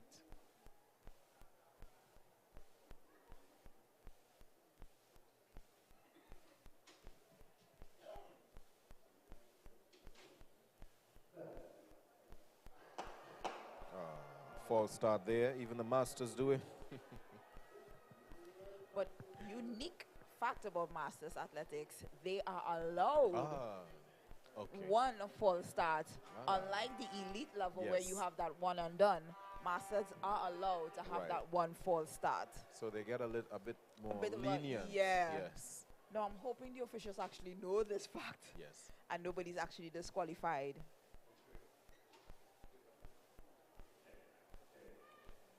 But it was That a was the athlete very in lane 4. yes, the athlete in lane 4. That was Ian Andrews of Tigers Athletics. And he's about to get a card. And let's see which card. A green card. Yes, green card. So they are aware of the rules that the masters are allowed one false start.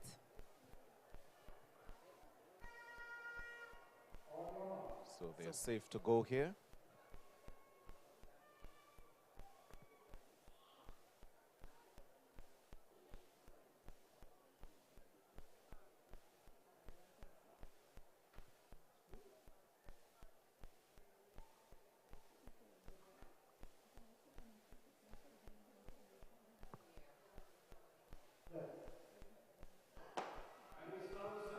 And they are up and out, pulling away from the field.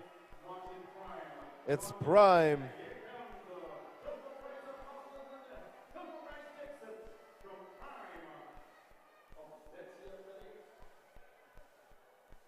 Nice running there by Rice. Yes, Philbert Rice. On the screen there is Kishon Walcott. Watching the replay, we see Rice had a phenomenal start.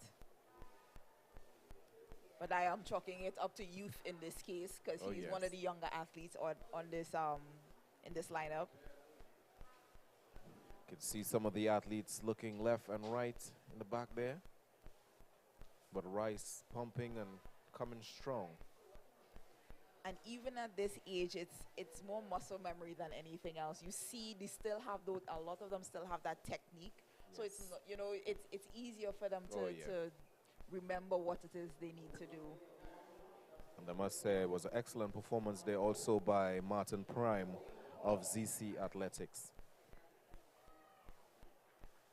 So we have some results from the men 100-meter dash semifinals.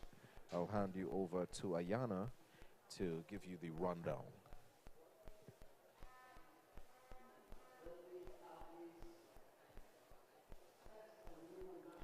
So from Heat 1, our winner was Jaden Moore from Memphis Pioneers. He had a time of...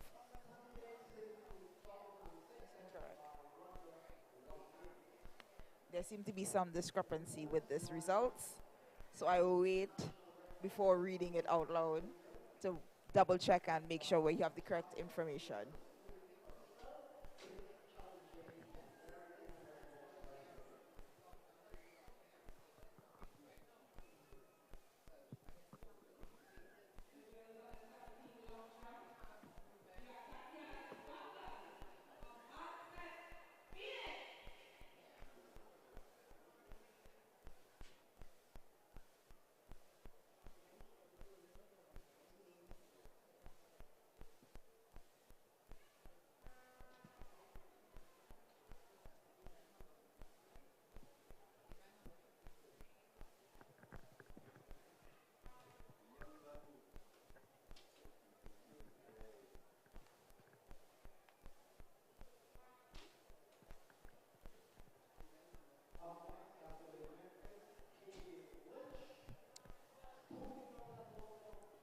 As we await more action from the discus area, I will read out some of the results from events that took place earlier today. In the girls under 17 100-meter finals, first place was Tanique Vincent from Concord Athletics. She had a time of 14.98 seconds. Second place was Zaria Pascal from Dabney Progressive, 15.36 seconds. In lane 3, it was Michaela Ward from Neon Wolves, 15.98 seconds. Lane 4th place was Alina Bal for RSS Phoenix with a time of 17.02 seconds. And in 5th place, Akila Stewart Tokotafak, 21.50 seconds. All times were legal. No win was indicated, so there was a really good race for those young ladies. For our boys under 17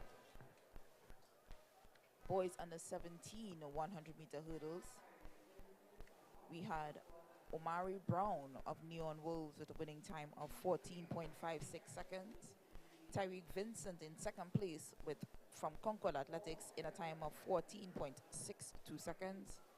Cheslon Gordon of RSS Phoenix with a time of 14.78 seconds. Devontae Romario was in 4th position with Kaizen Panthers with a time of 15.88.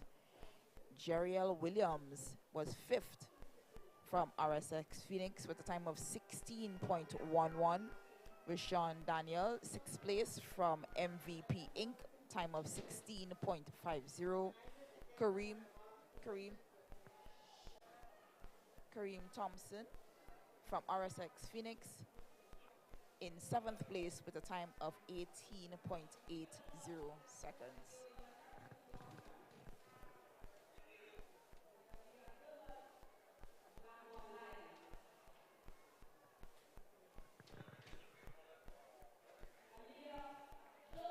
For the boys under 20 100-meter hurdles, your winner, Shane West from Abilene Wildcats in a time of 14.40 seconds. In second place was Jeremiah Francis from Aberdeen Progressive, 14.98 seconds. In third place was Aman George, Kaizen Panthers, 15.92 seconds. Caleb Campbell from Kaizen Panthers, time of 16.15 for 4th place. In fifth was Darius Moore, RSS Phoenix, 16.25. And Sean Edwards from RSS Phoenix, sixth place from 16.27 seconds. On your screen, we have Janae DeGans hyping up the crowd, getting ready for a jump. Hits the board. She waits anxiously to see the distance being measured.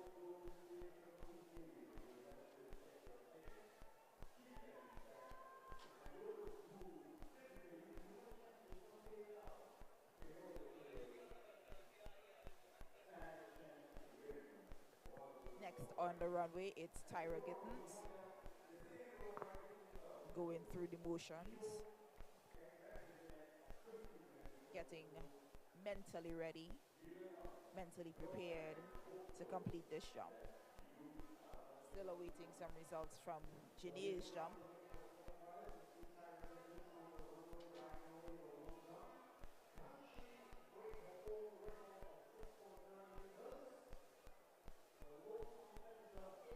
So Tyra Gittens about to attempt her second jump.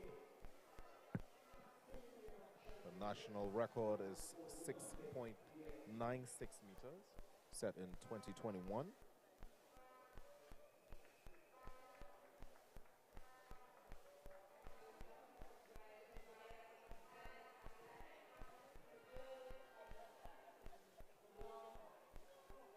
She's blazing down the track. It's like a really good jump there.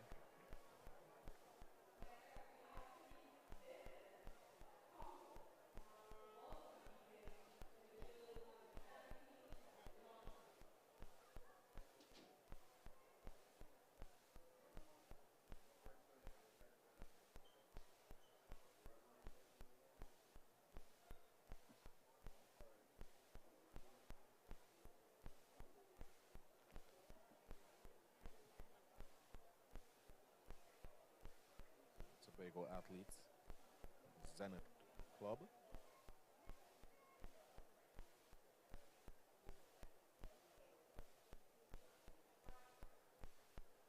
Tyra getting some word there from her coach, former national record holder, Wendell Williams.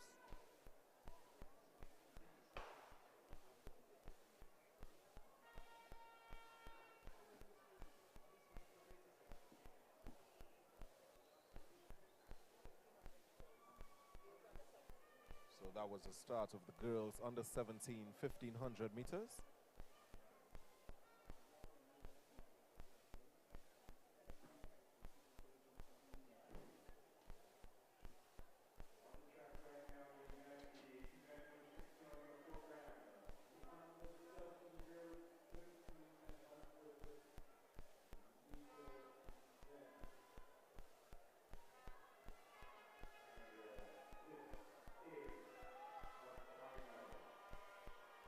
So this event is a final event.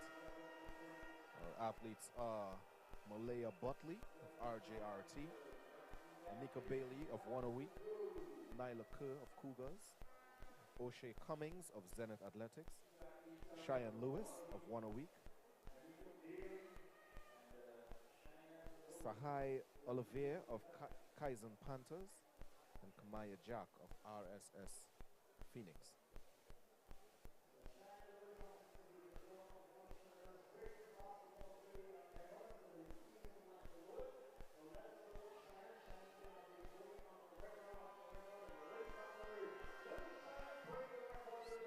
Bundle there. About 3 laps to go for them. A bit early to tell, but they're keeping the pace as they come up to the straightaway here.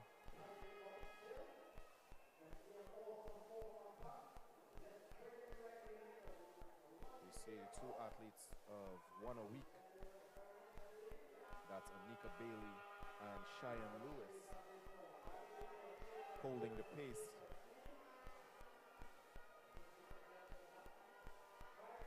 Coming coming around to the line with just about 2 more laps to go. And behind them is Cougars' Nyla Kerr and Zenith's O'Shea Cummings. So that's the 4.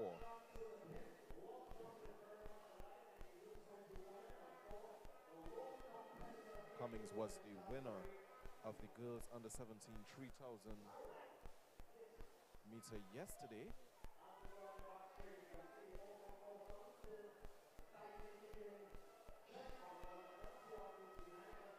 So still hard to tell who's going to pull away from the pack. But they're going nice and easy. So they come around the 200 meter mark. Toward the 100, they would be facing their final lap. So it remains the same with Anika Bailey and Cheyenne Lewis of 1 a week, and Nyla Kerr of Cougars, and O'Shea Cummings of Zenith. You see the athlete Nyla Kerr making some adjustments there. She was a bit crammed. 1 lap to go. You see the athletes making up the stagger now. Bailey and Lewis still in the lead.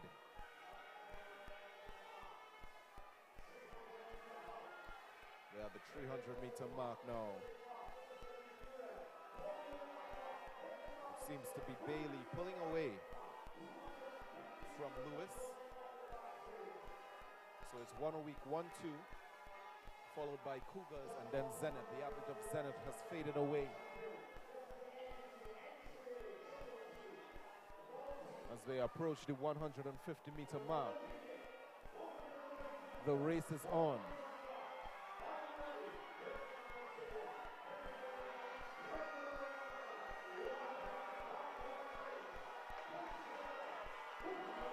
That's Bailey of 1 a week, but she is being challenged by Nyla Kerr of Cougars, and Nyla Kerr is pulling away.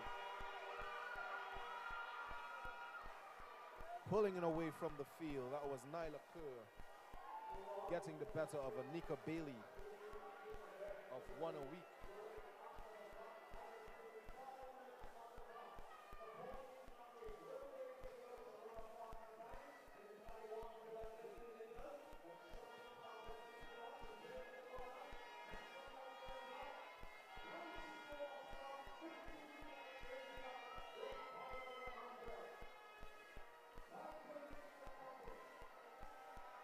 What a run there by the young Nyla Kerr of Cougars.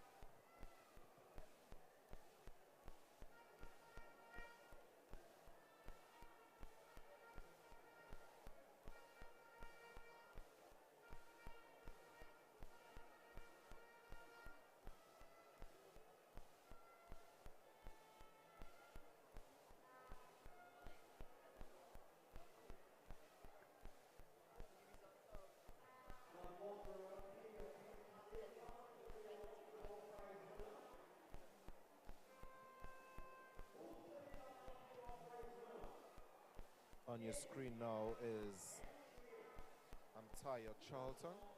They are getting ready.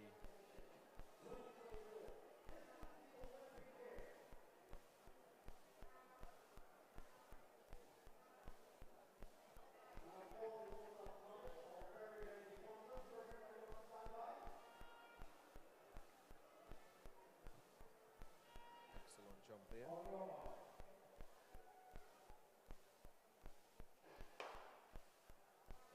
That was the start of the girls under 20 1500 meter run.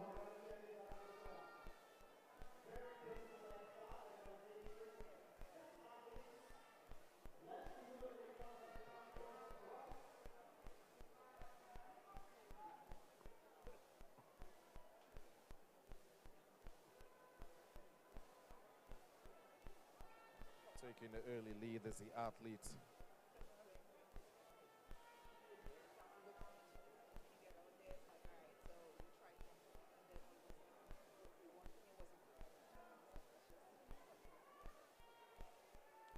That's the athlete representing RSS Phoenix.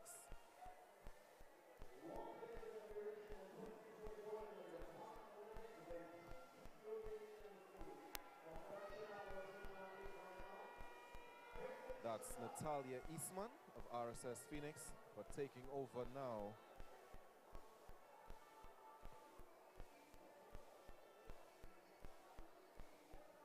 That was Anicia Nichols of Tigers Athletics.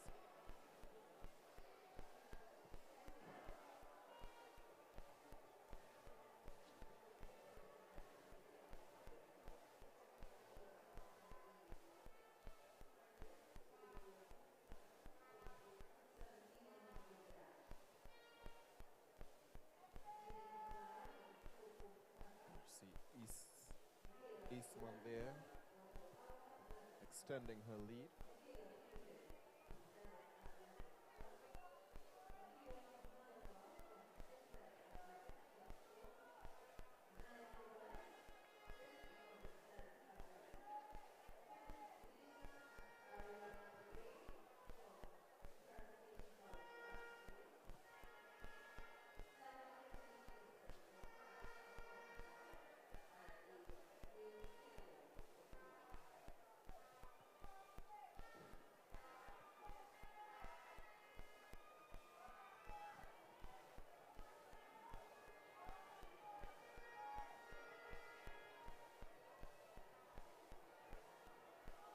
With just about 2 laps to go.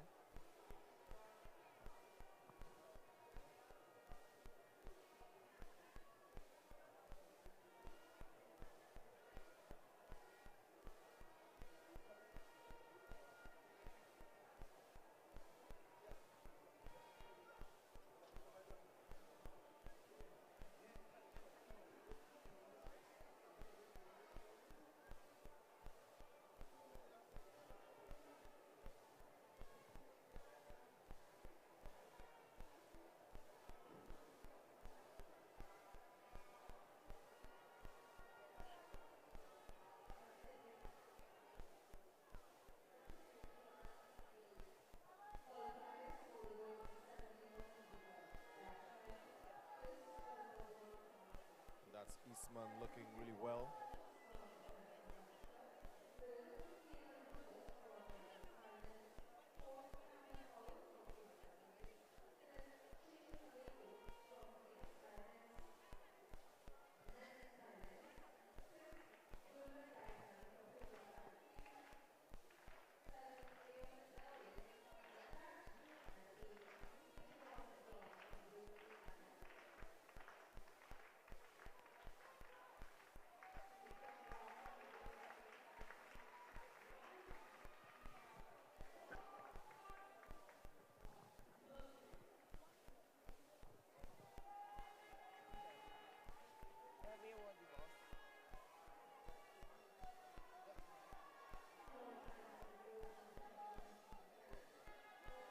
Let's do 2, and then afterwards I'll just spin up. Yeah, yeah.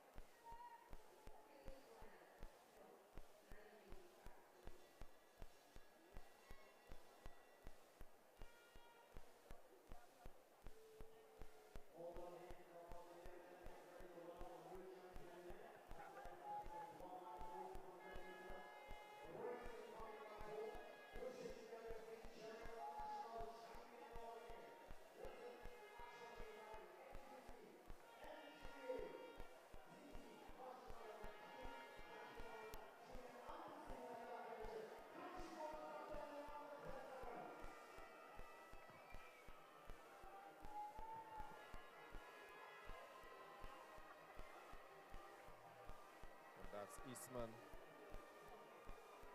coming in nice and comfortably.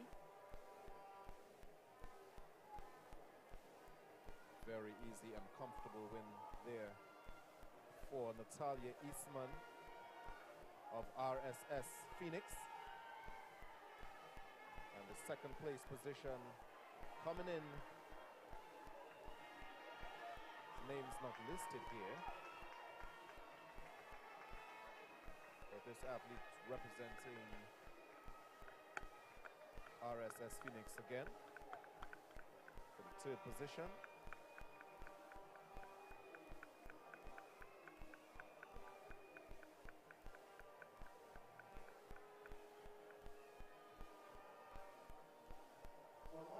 Coming in nice and easy, stride by stride.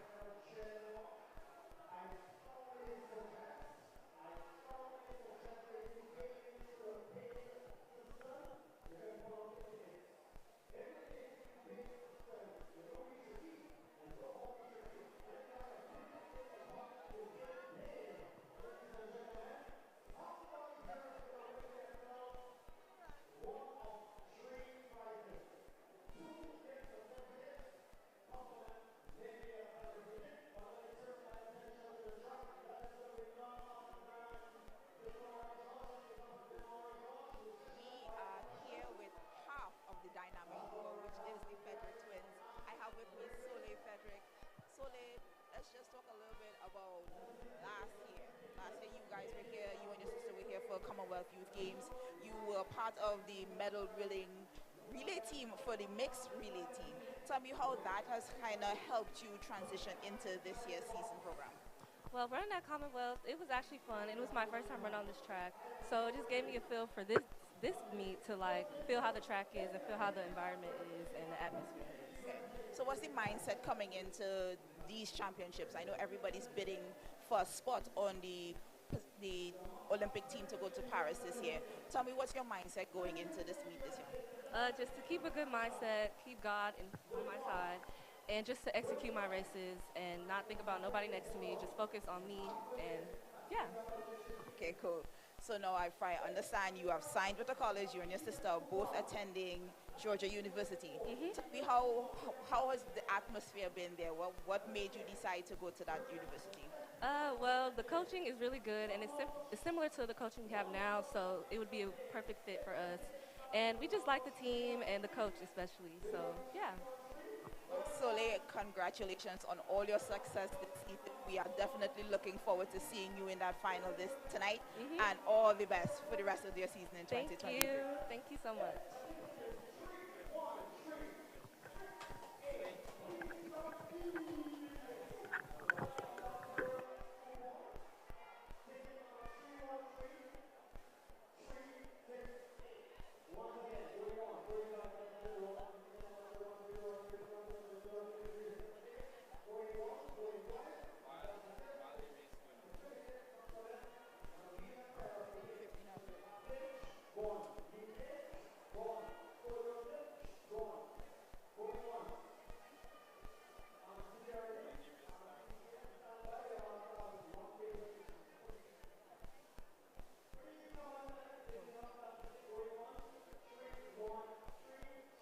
So on your screen is the boys under 17 1500 meter final as they await starters orders. This chilly weather is not very conducive to sprinting, but it probably bodes well for the distance men as they await the starters' orders. These young men are bidding for spots on the World Under-20 Championships youth team for Trinidad and Tobago.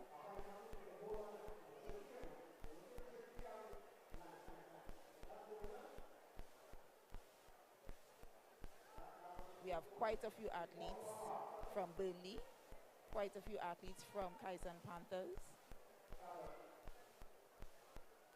One of the hazards of doing distance, you have to make sure you have your balance at the start.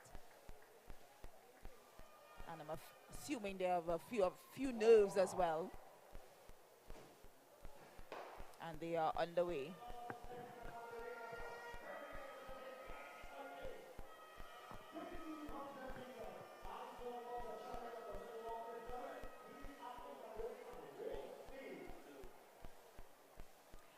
And we are back, and I have with me the father of the dynamic duo that is the Frederick twins. This is Peter Frederick.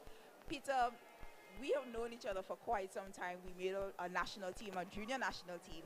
Tell me how it feels to have your girls come back to Trinidad and represent for us. Wow, this is it's really an honor and proud. I'm proud, proud of my daughters. Just I'm living, they living in. Yeah, living the dream. Yeah, Dream is living on. I mean, when I was coming up, I wasn't getting the right coach, wasn't getting the right coaching, and now they, I'm able to, instill in them. I'm their coach and their dad, and also I have Coach Rowe. Right. From the Bahamas. He's also one of the coaches. But it's just an honor and a privilege, and I'm proud. I'm proud dad. Proud dad to see my daughters are doing well, and I'm just proud. I am so happy to hear that. Now, we mentioned earlier that the girls are going to Georgia. How important was it for you for them to choose a school that was a good fit for them and a good fit for you? Oh yeah, the University of Georgia. It's a great school. We had three choices: Georgia, LSU, Okay. and Kentucky, and it came down to Kentucky, LSU, and Georgia, and I told the girls, I said, you know what, it's out of my hands. Mm-hmm. Yeah, I know if you go to Georgia, you do well. If you go to LSU, you do well, and they made the decision and they choose Georgia, and which is, and it's a good fit. It's a good fit. The program is similar to Coach Rhodes and myself program, and I think they will really excel under that program.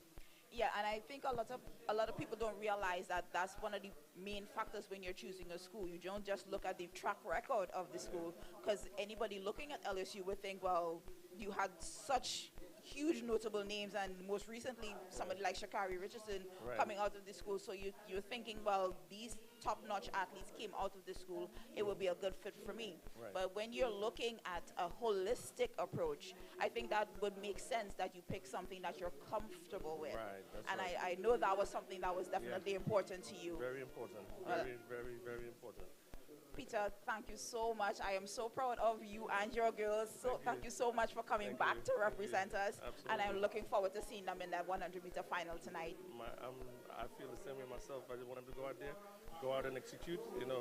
As we do in practice, go out and execute and come home with a win, or come in the top 3, top 4. Right. That's all that's all I want them to do, and I wish them all the best. And I'm just glad to be back home. I haven't seen you in years. I know.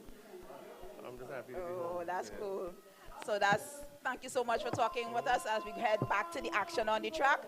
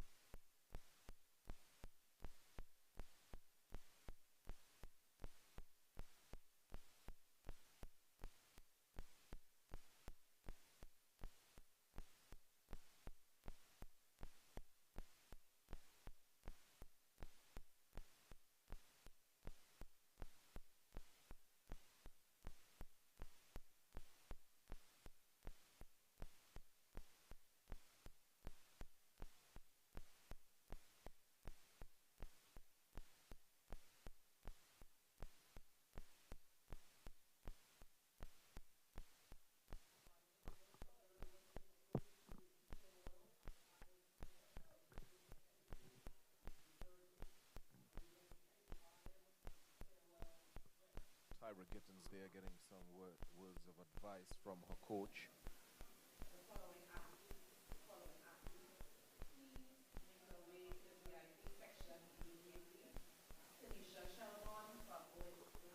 See, we're getting a light drizzle here at the Hazel Crawford Stadium. But the entire track is soaked.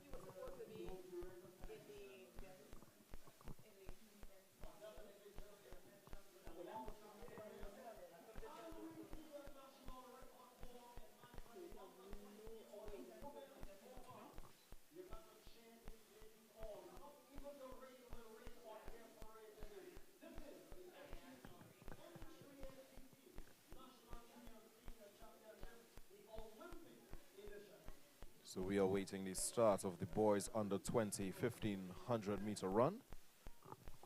The national junior record was set by Gavin Nero with a time of 3 minutes 47.56.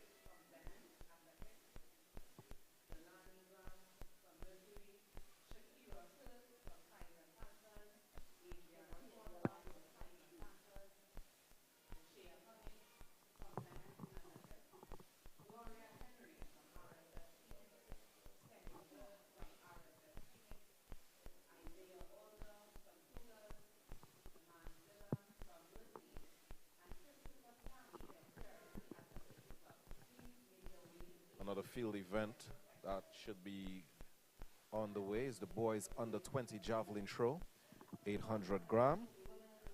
The national junior record is 84.58, set by Kishon Walcott at the 2012 London Olympics. And the world junior standard is just 68 meters. So the athletes carded for this event is Conrad Mathura of El Dorado, Nathaniel Trim of QRC, Michael Guardian, unattached, Patrick Scott, unattached, Darius Moore, RSS Phoenix, Jeremiah Francis, Dabadi, Christian Roll of Lions Athletics, Hakeem Kerr of RSS Phoenix, Neo Joseph of RSS Phoenix, Theo Bruce of Mercury, Aaron Aparico of Zenith Athletics, and Ezekiel Williams of Lions Athletics. So those are the athletes who are competing for the boys under 20 javelin throw, 800 gram.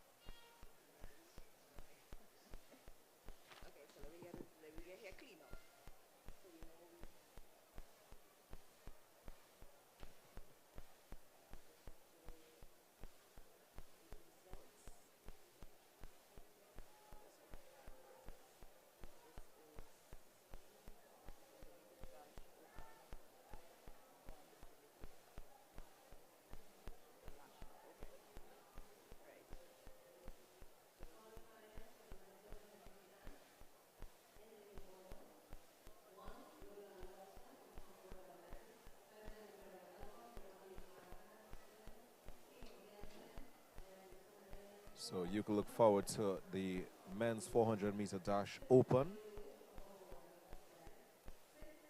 coming later on. Athletes in this event will be Kamel Joseph of South City,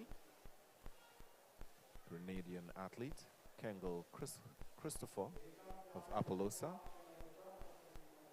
Wanel Pear of 473 MVP out of Grenada, Josh Thomas of South City, Devaney Ferguson of 473 MVP, Nathan Cumberbatch of Abilene Wildcats, Cameron Mathlin of South City, and LeBron Granger of South City. So that will be the lineup for the men's 400-meter dash open.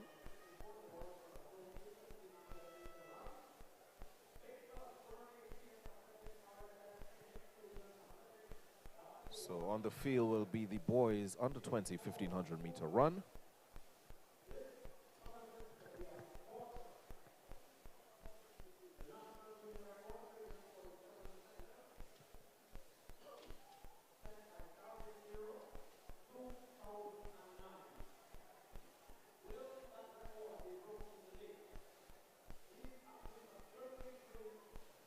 So again, the national junior record for this event was set by Gavin Nero in 2009, and that was a time of 3 minutes, 47 seconds, 0.56.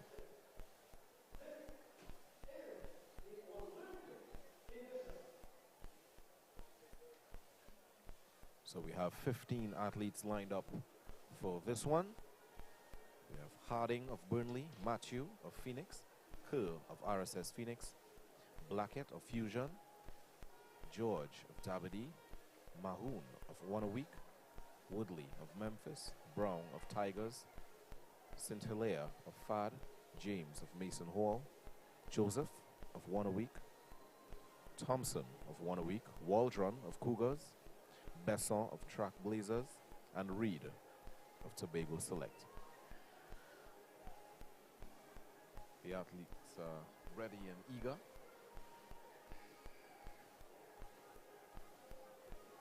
Little excitement there by a young supporter. Dancing to some soca music.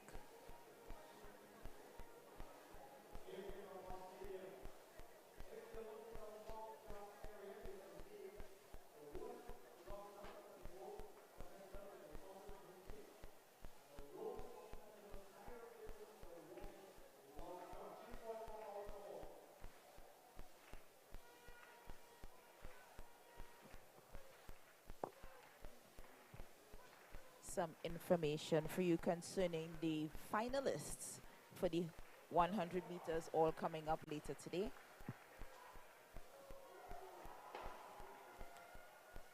And the 1500 meter is off.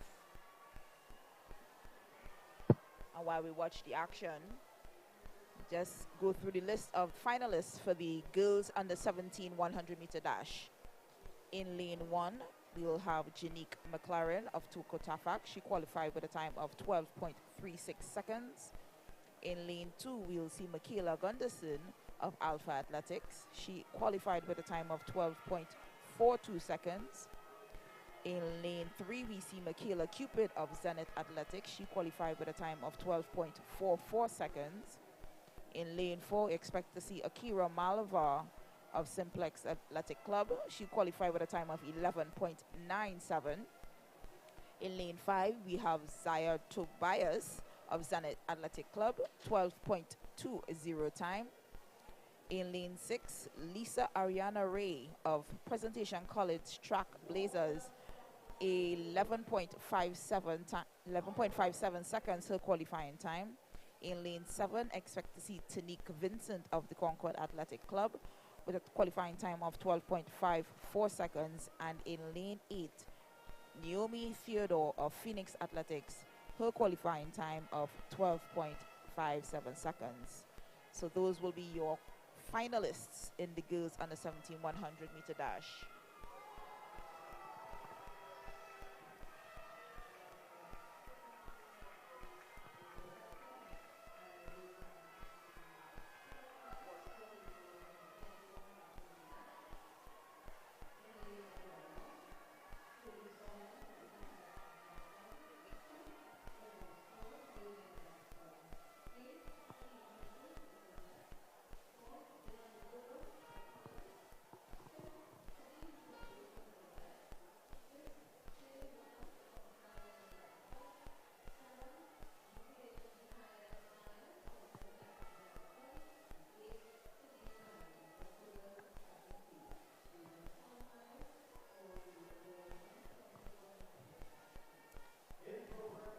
So we have some chants from the Memphis Pioneers team chanting for their lone athlete in this event. That's Jafar Woodley. He is up front being challenged.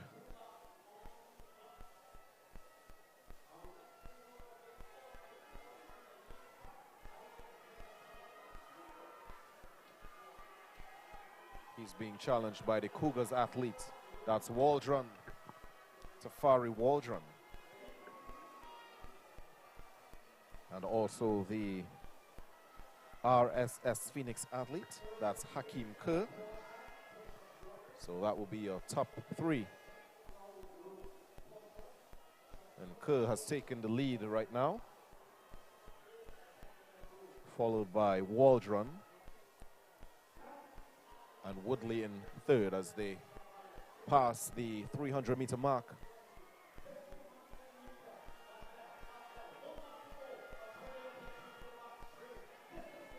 They are coming home. This is the final 200-meter.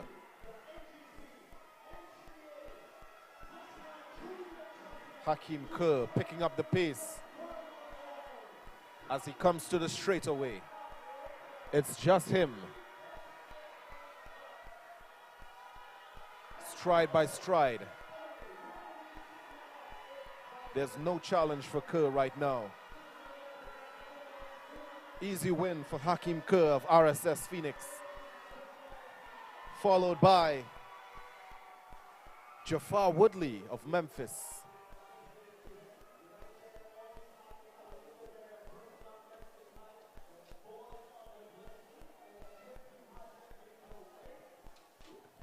A correction on the winner there, that was Thompson of 1 a week.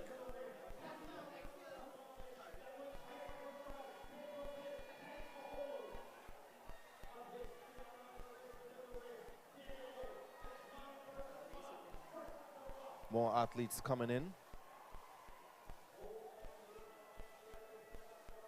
Fighting for the line.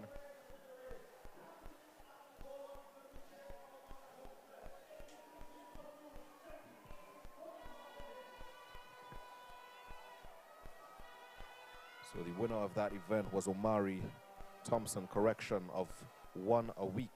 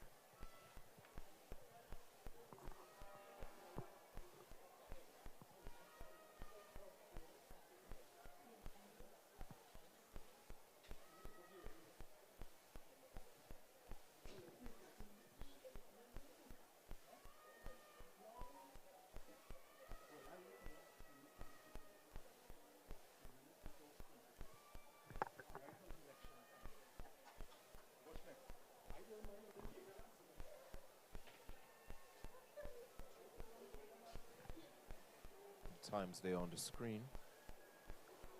And here we see the young Omari Thompson coming home very strong, stride by stride. A little splash on the track there. But look at that distance there by Omari. Almost a 40-meter win there for him. Very easy and comfortable. Just about 4:04 on the clock.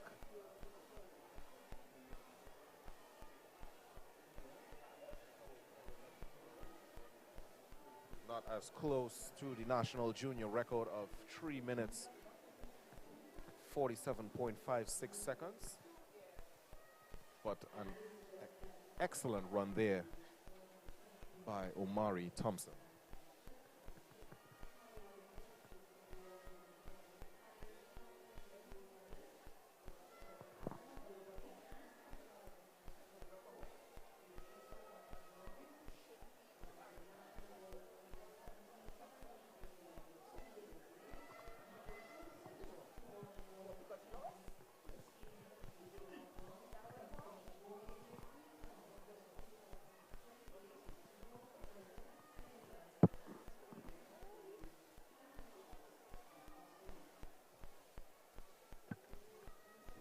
So on the track, we have the men's 1500 meter run. And this is being contested by 12 athletes. And the national record for this event is 3 minutes, 45.9 seconds, set by Sheldon Mondiroy in 1998. So the athletes for this event will be as follows: Josh Job of Tobago Select, David Herbert of Trinidad and Tobago Defense Force, Nicholas Romani of TTRRC, Tyron Jacob of South City, Nicholas Lando of One a Week, Ajani Titus Baines of UTT Patriots, Mikhail Paria of Tobago Select, Devery Rubley of TTDF, Tyrese Charles of Genesis, Shifton Sylvester of TTDF, Alex Ikisa of R. Ken, and Goswell George of the TTRRC. And they are off and running.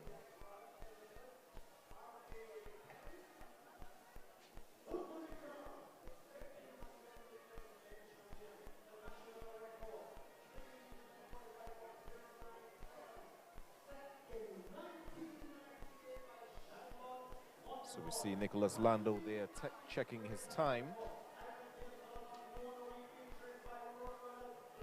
Lando is no stranger to this event, representing Trinidad and Tobago on numerous occasions.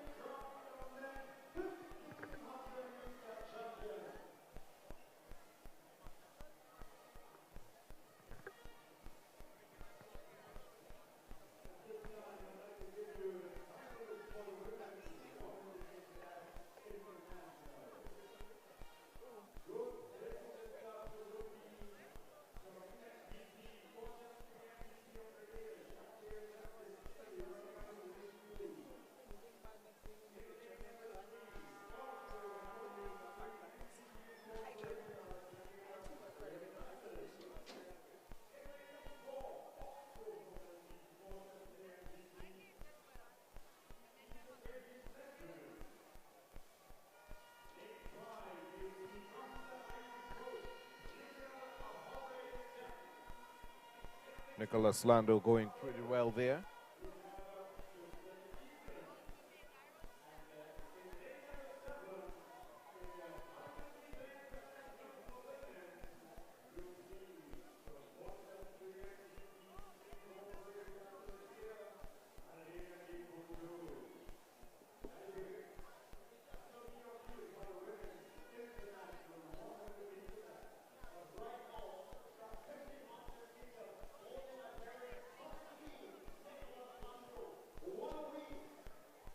Nicholas Lando pulling away from the field, just about a 30-meter lead there from his competitors.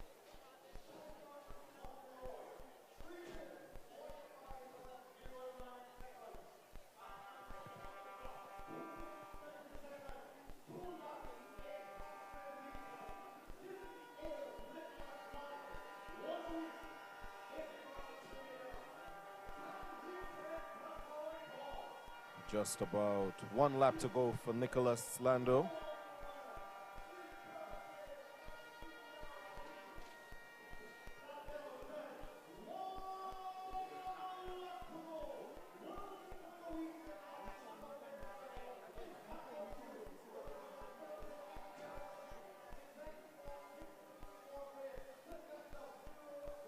Lando just passing the 300-meter mark.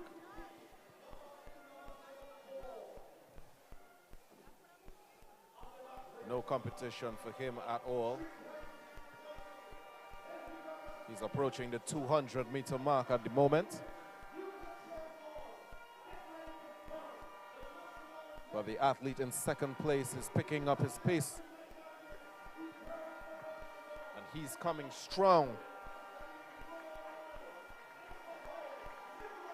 The final stretch, Nicholas Lando looking comfortable. Athlete in second position is coming, but is it enough? Nicholas Lando way ahead, waving to the crowd.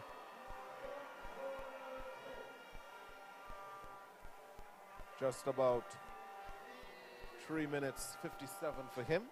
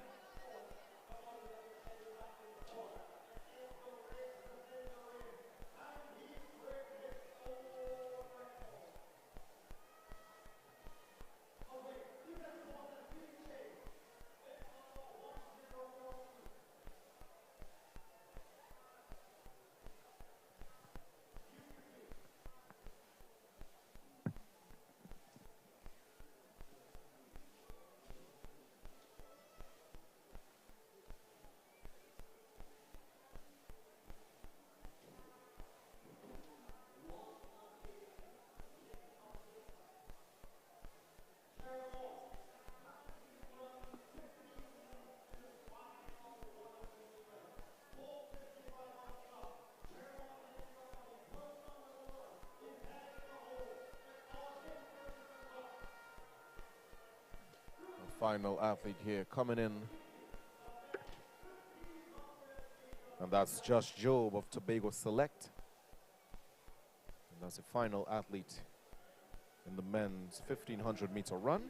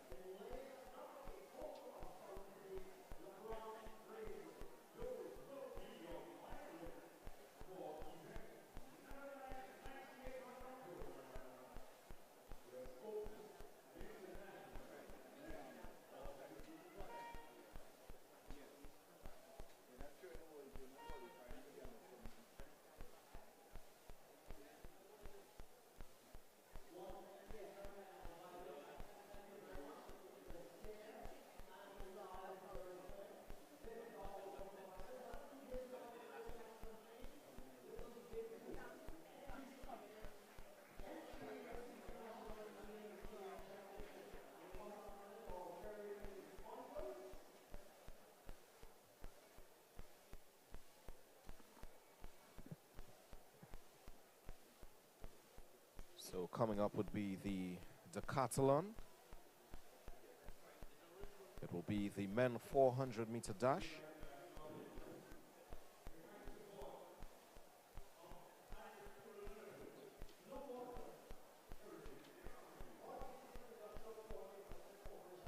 Competing again would be Ezekiel Jones of Toko Tafak,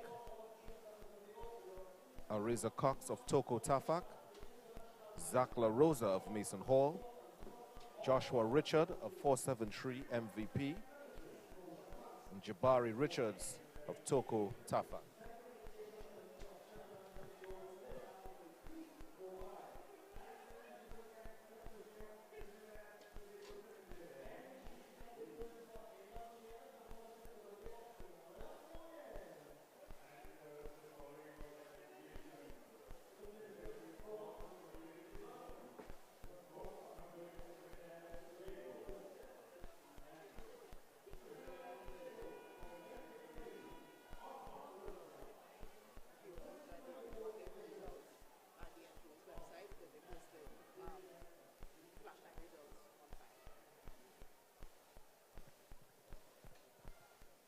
And if you're looking for results, you could head all over to the NAATT.org website, and you could get the live results of the events that's happening today.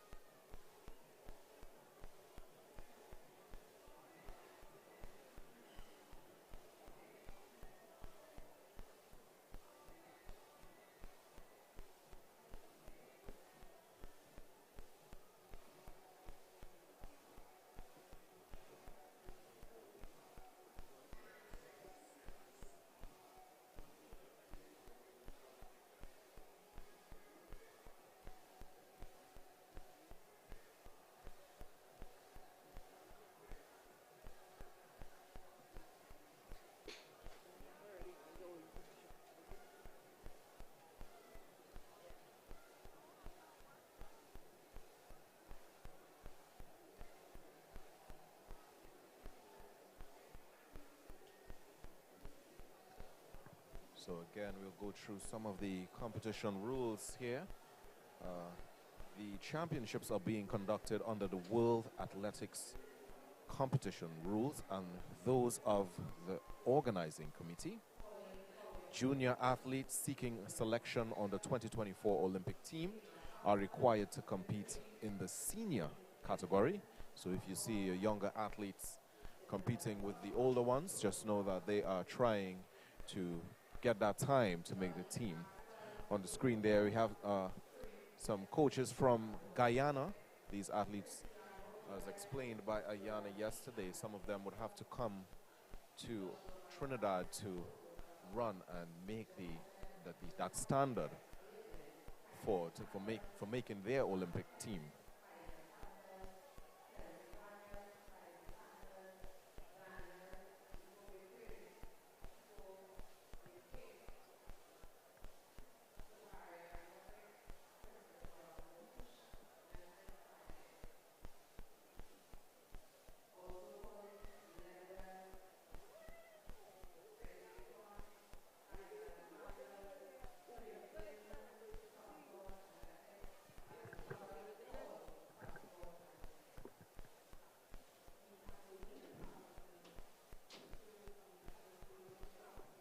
So on the field is the girls under 17 400-meter dash. So they actually skipped the men 400-meter dash to Catalan. Will probably happen later on.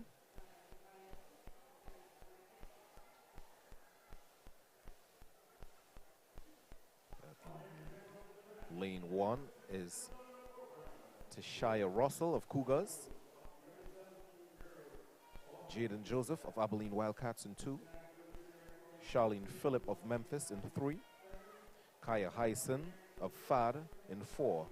Zaria Pascal of Dabadi in 5. Kajea Stewart of Zenith Athletics in 6. Anika Bailey of One a Week in 7. And Janisa Alambi of Memphis in lane 8. The fastest time coming into this round here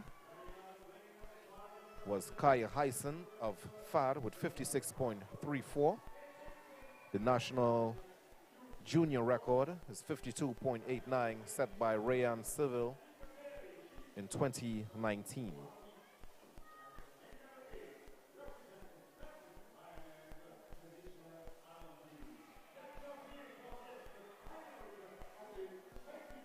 And this is the final of the girls under 17 400-meter dash.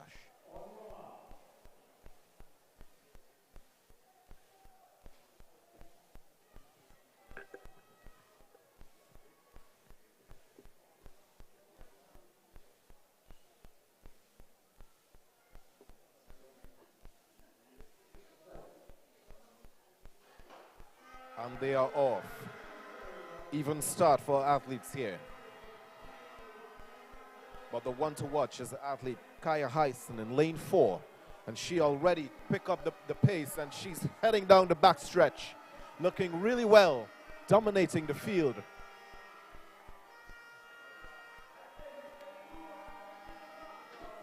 They're on to the 200-meter mark now.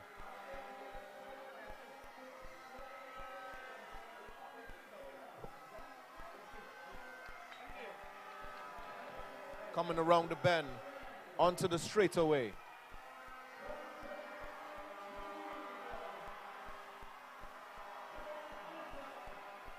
And that's it, Kaya Hyson with a 20-meter gap, pulling away from the field to secure her victory here out in lane 4, 56.03 unofficially. And Zaria Pascal of Dabadi coming in second.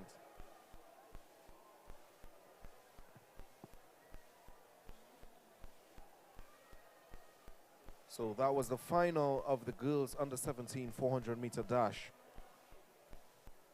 Exceptional performance there by Kaya Hyson, followed by Pascal and Alambi in third with 59.94.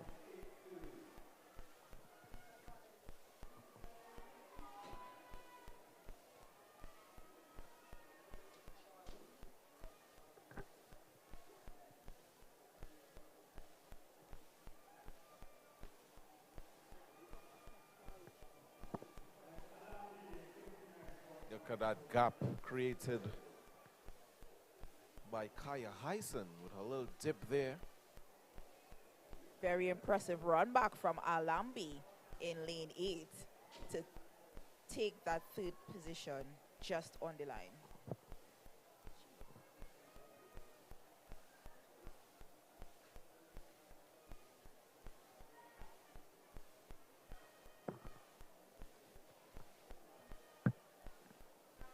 And up next on the track, it's the boys under 17 400-meter dash. In lane 1, we have Darian Whiteman of RSX Phoenix, 51.64 qualification time. Michael Paul of the Concord in lane 2 with a time of 51.40. Cordell Lewis is in lane 3 from One a Week. He has a time of 51.31. Scott Bryan, your fastest qualifier from Burnley, with a time of 50 flat. In lane 5, we have Zachary Frank from Memphis Pioneers, 50.16. Cheslon Gordon is in lane 6 from RSS Phoenix. He has a time of 50.22. In lane 7, we have Michaelan Woods of IG Fast Lane. His qualifying time of 50.58. And in lane 8, to round out the competition, it's Corday Lewis of One a Week, 50.52. The Lewis brothers in 51 and in lane 3 and lane 8.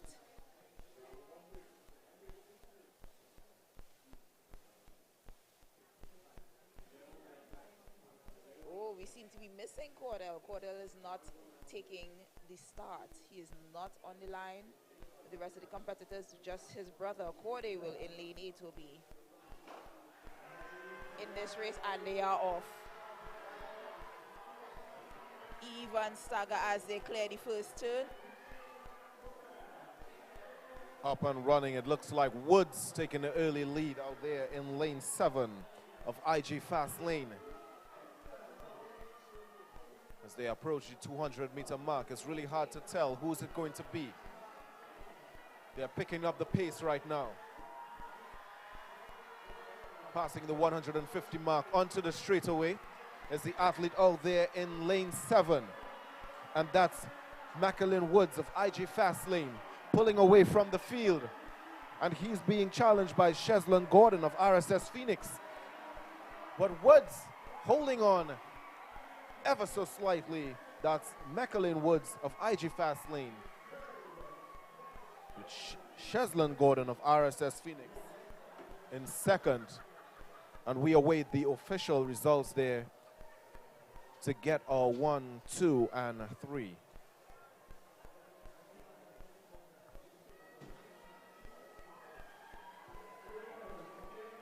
So that's 49.23 for Woods and 49.30 for Gordon. Gordon is giving it everything he's got. He is swinging his arms for life. There was this exact spot I thought he was going to lose it, but he held on. He held on.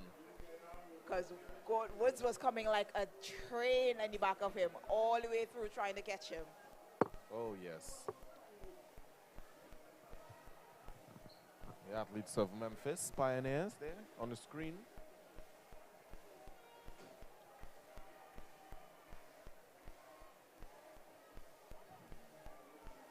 So we are moving on to the girls under 20 400-meter dash final. National junior record 52.89 set by Rayan Seville.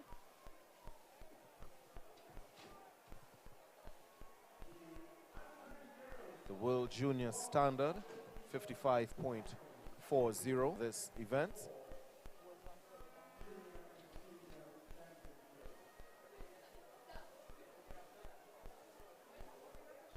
So in lane 1, we'll see Deja Acosta of FAD.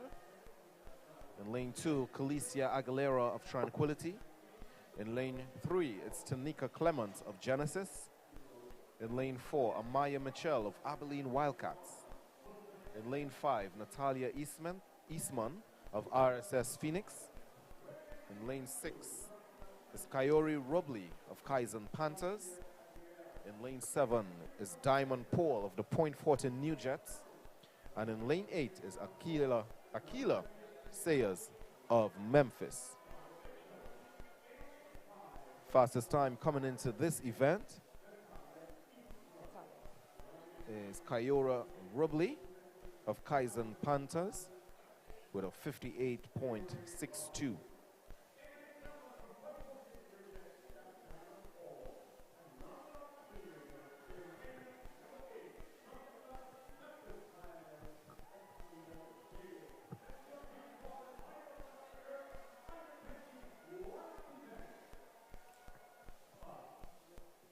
Based on the times, the lanes to watch is lane 5, 6, and 7.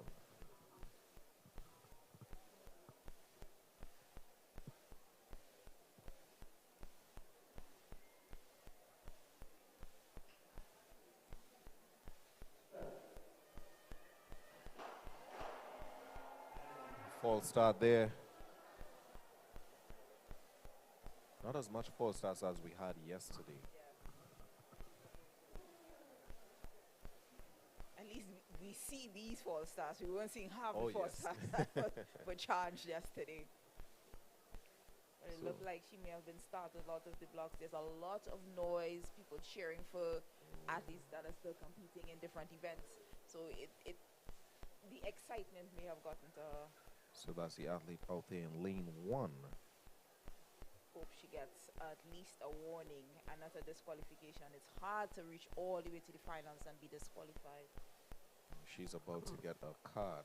And that is, And it's a disqualification card. She is Disqualification. out. and that is Deja Acosta. And you can see she is heartbroken. For these young athletes, it's very difficult to deal with these challenges that they face in. Trying everything to do, trying your very best to give a good performance, and it's over at the very last step. But the race is on, even around the first top turn. But we see And- Diamond Paul pulling away as they head on the back stretch there. One of the athletes to watch in this race.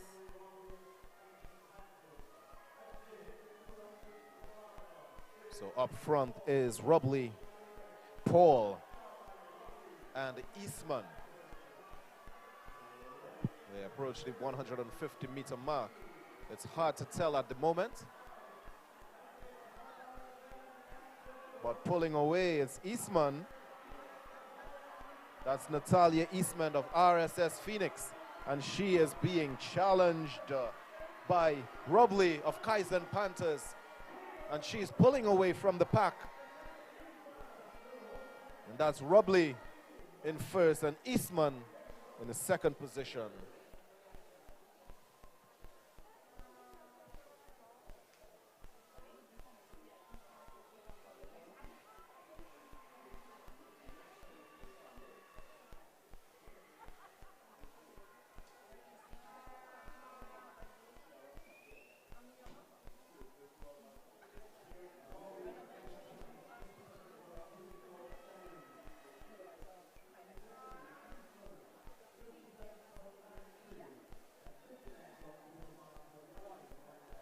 So that's Robley with 57.24, Eastman 57.93.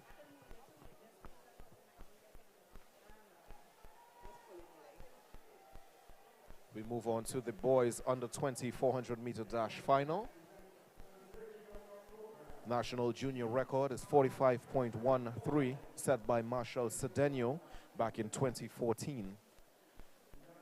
And the world junior standard is 47.65.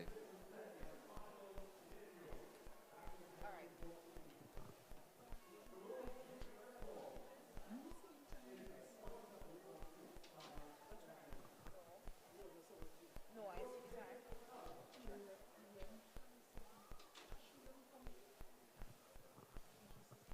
That's Robley, you see there, excited for her victory, holding her head of reaction.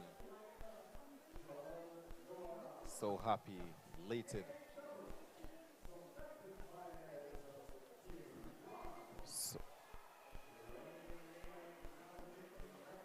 So for the boys under 20 400-meter dash, in lane 1, we have Ben Israel Bannister of RSS Phoenix.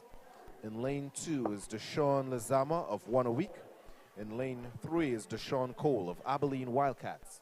In lane 5 is Jaden Clement of MAP. In lane 5 is Joshua Perry of Memphis. In lane 6 is Corell Thomas of Cougars. And in lane 7, Keon John of Memphis Pioneers. And we also have Jordan Noel rounding off the field in lane 8 of IG Fast Lane. Perry and Clement are your fastest qualifiers in this race. So we expect to see a battle coming from them for this event.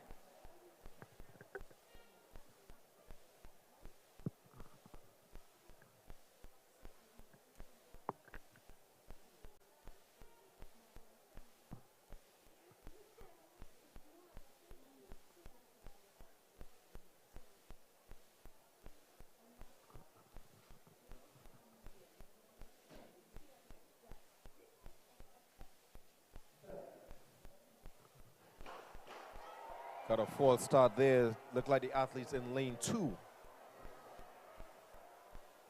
That's Deshaun Lezama of 1 a week, but we'll await the officials.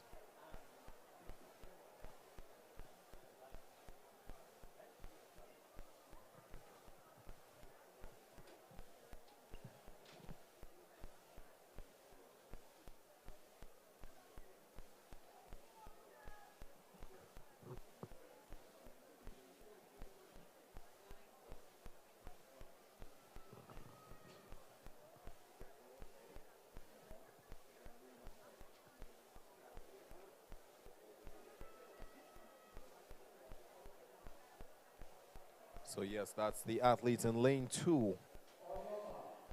Disqualification there for Deshaun Lezama of 1 a week.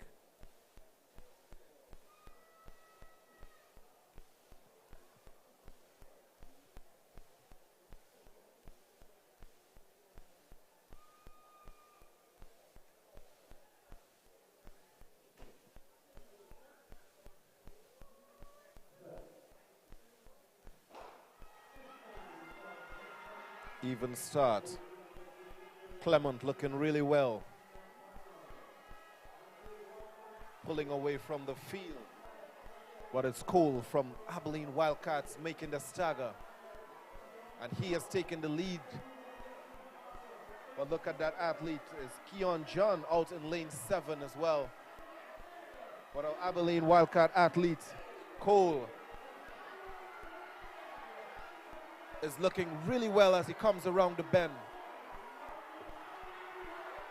And he is holding strong, pulling away from the field. But he is being taken over by Jaden Clement. And that athlete in lane 6, Thomas of Cougars, with the upset. Definitely need a photo finisher. Clear those athletes apart because we couldn't tell. Oh yes, that was Corell Thomas of Cougars coming in with a time from the prelims with a 48.20. I've never seen so much transition and changes of yes, leaders in a race like that before. It's been a while since I see that kind of action, and to see it coming from these youngsters in the under 20 category is really promising. Oh. So that was a 47.49 there from Thomas and 47.49 from Clement.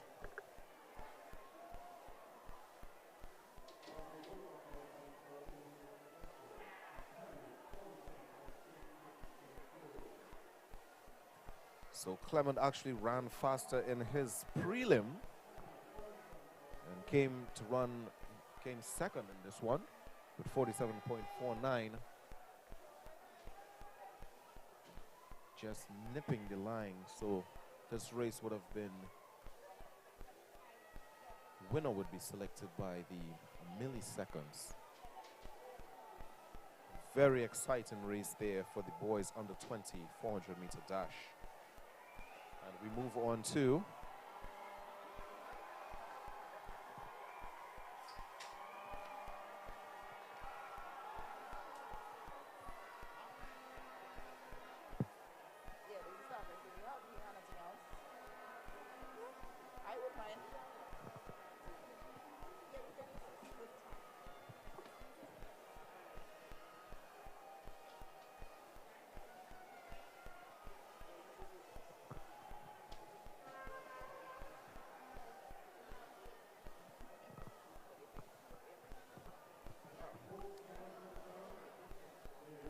as they line up in the starters for the women's 400-meter dash.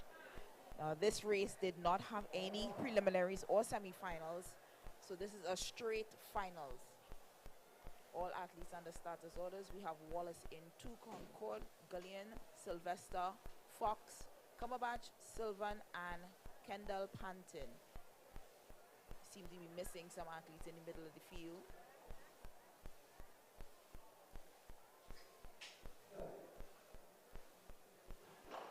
And they are off clean start.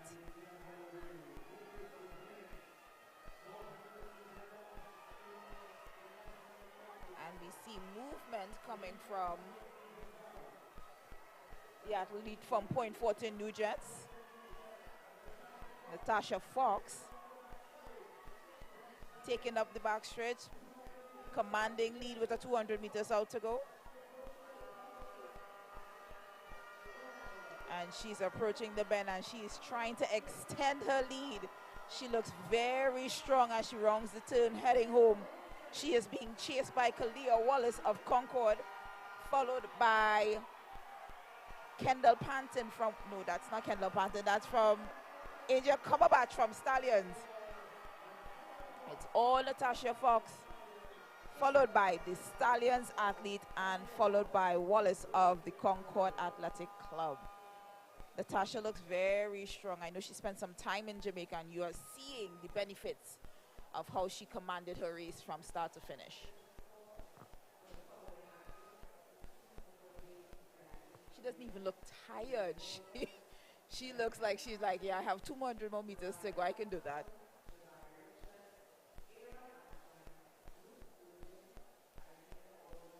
You see the finals, last 100 meter of this race. Natasha, full command of this race. See her being chased by the athletes from Stallions and Concords on the inside. But it was all Natasha Fox with a whole 10-meter lead from the rest of the field.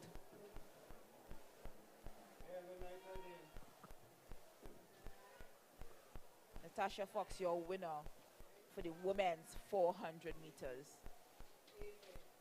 Unfortunately, no Rayan Serville to give chase. Natasha Fox had a time of 55.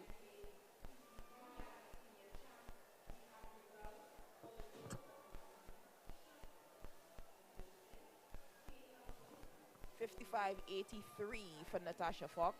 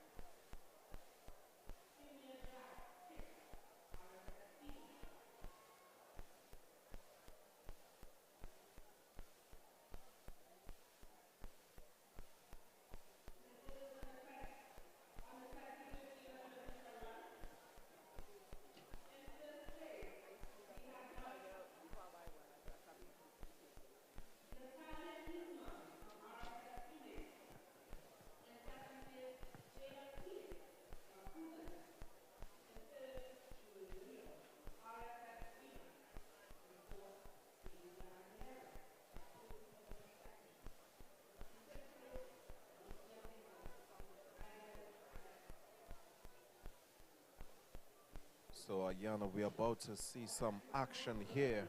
So, this is the men 400-meter dash final. So, national record is 44.01, set by Marshall Cedeno back in 2016. In lane 1, we have Sorrel Sumner of Memphis. In lane 2, the veteran Rennie Kwao of Zenith Athletics. In lane 3 is Che Lara of Abilene Wildcats. In lane 4 is Shaquem McKay of Abilene Wildcats. In lane 5 is Jaden Marchand of Saparia Athletics. In lane 6, Jareem Richards of Abilene Wildcats. In lane 7 is Joshua St. Clair of Abilene Wildcats. And in lane 8, it's Elijah Joseph of Mountain Eagles. Now, what's your anticipation for this one, Aniana?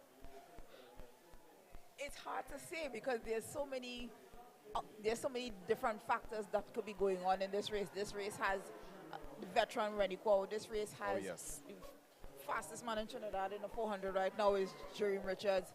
This race has junior qualifiers for the team in Sumland, all these other athletes. These juniors are competing with the seniors. I think this is one of the most exciting races for the evening thus far. Definitely.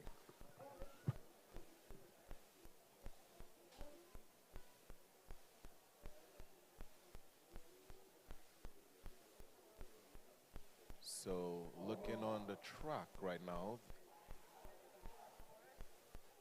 Okay, this is the open race. Sorry, this is the international 400-meter open race.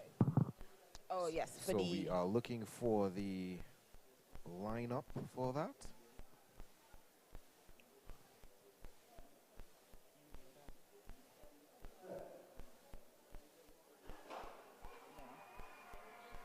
And they are up and running.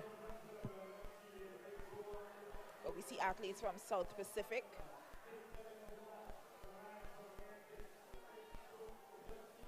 We see athletes from MVP Inc. making up the stagger on the inside. Cornell Pierre.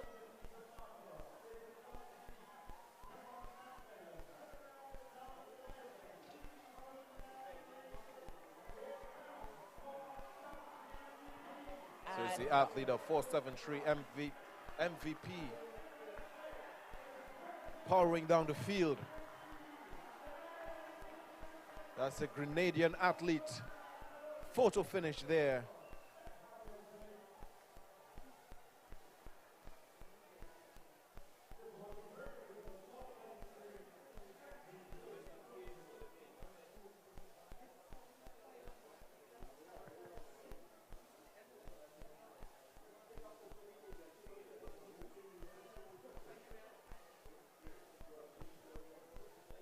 And you see the athlete of MVP in lane 5 powering his way home, followed by the athlete in lane 6 and Appaloosa athlete in lane 2 in the 3rd place position.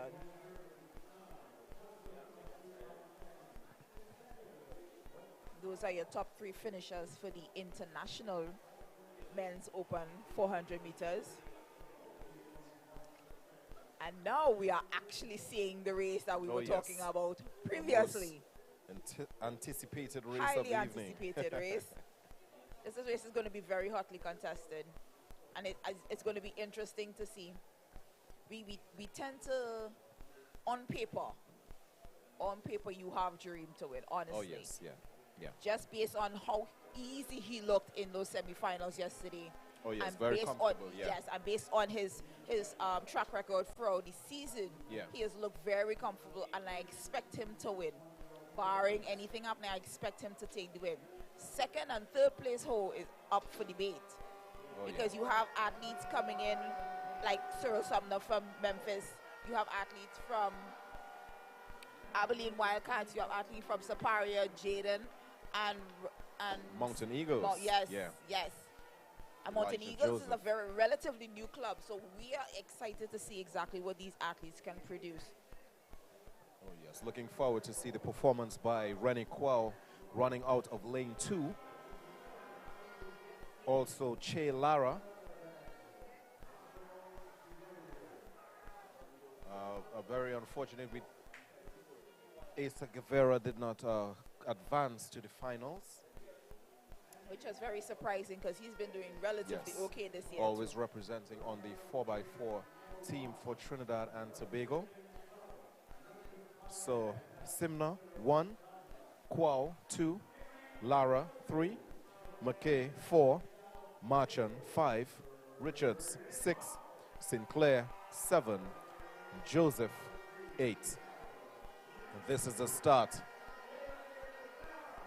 list of the men 400-meter dash final here at the Hazley Crawford Stadium.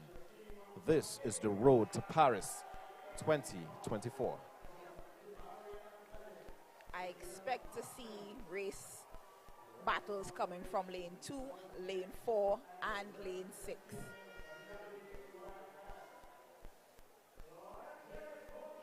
This is one of the races that will have the entire Hazley Crawford Stadium on their feet.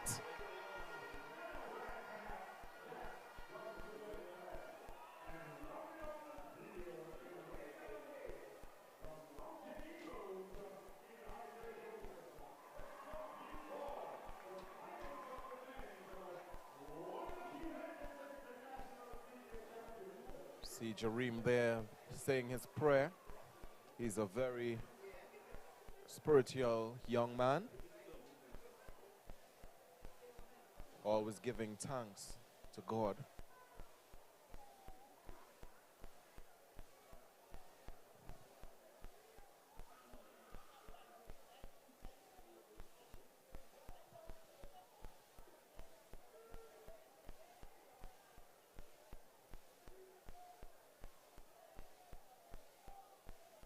So silent in the stadium, you could hear a pin drop.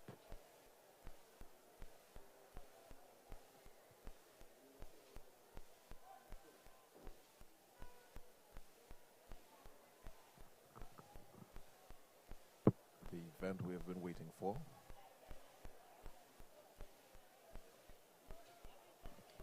Now, this is very unusual for the starter to have them standing there so long and not giving the commands to have them take their blocks.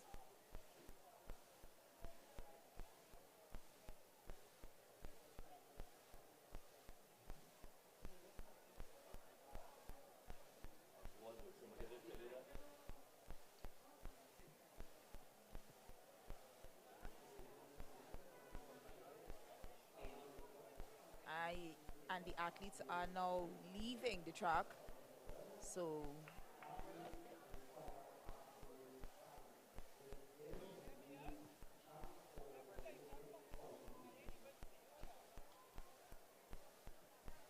athletes have vacated the track, indicating that there's an issue somewhere. I'm entirely sure what's going on. But as athletes, these unforeseen issues tend to pop up. Yes. And I would expect that they will refocus themselves, go back through their mantras, do all their pre-race rituals, doing everything that they need to do to get themselves mentally ready to face the starter and face this race, trying to achieve that Olympic standard for Paris 2024. So the house announcers are letting the crowd know that they should be absolutely silent for the start of this race.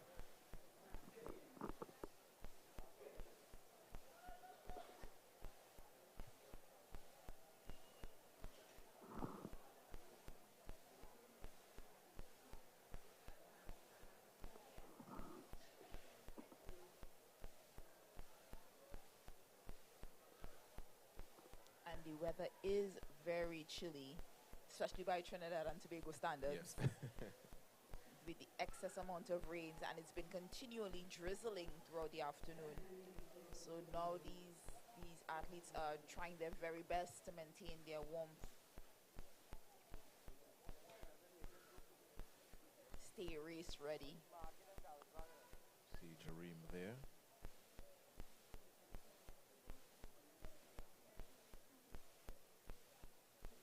Shaquem McKay of Abilene Wildcats there in lane 4 in his LSU uniform.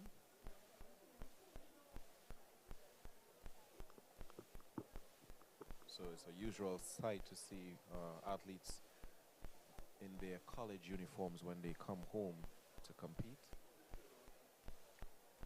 Yeah, because most times they've been in college so long that their club Yes. uniforms Yes. don't fit as well as they used to. Too small. So, and I know it's a sense of pride to know that you're representing your college yes. back on your home soil.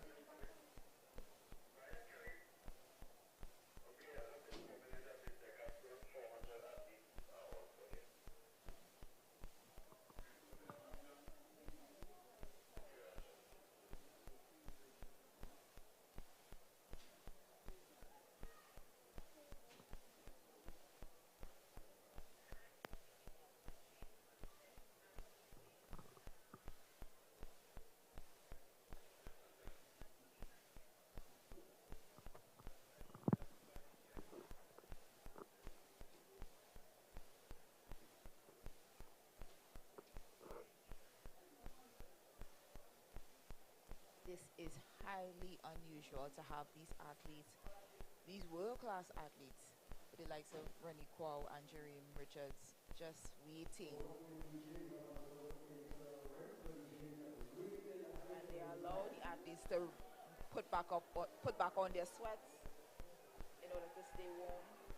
Not exactly entirely sure what the issue is that is not allowing them to get the race underway.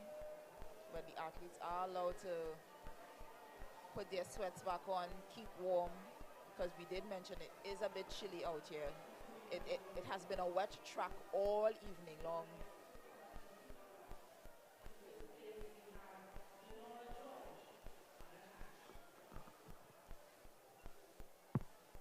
We await to see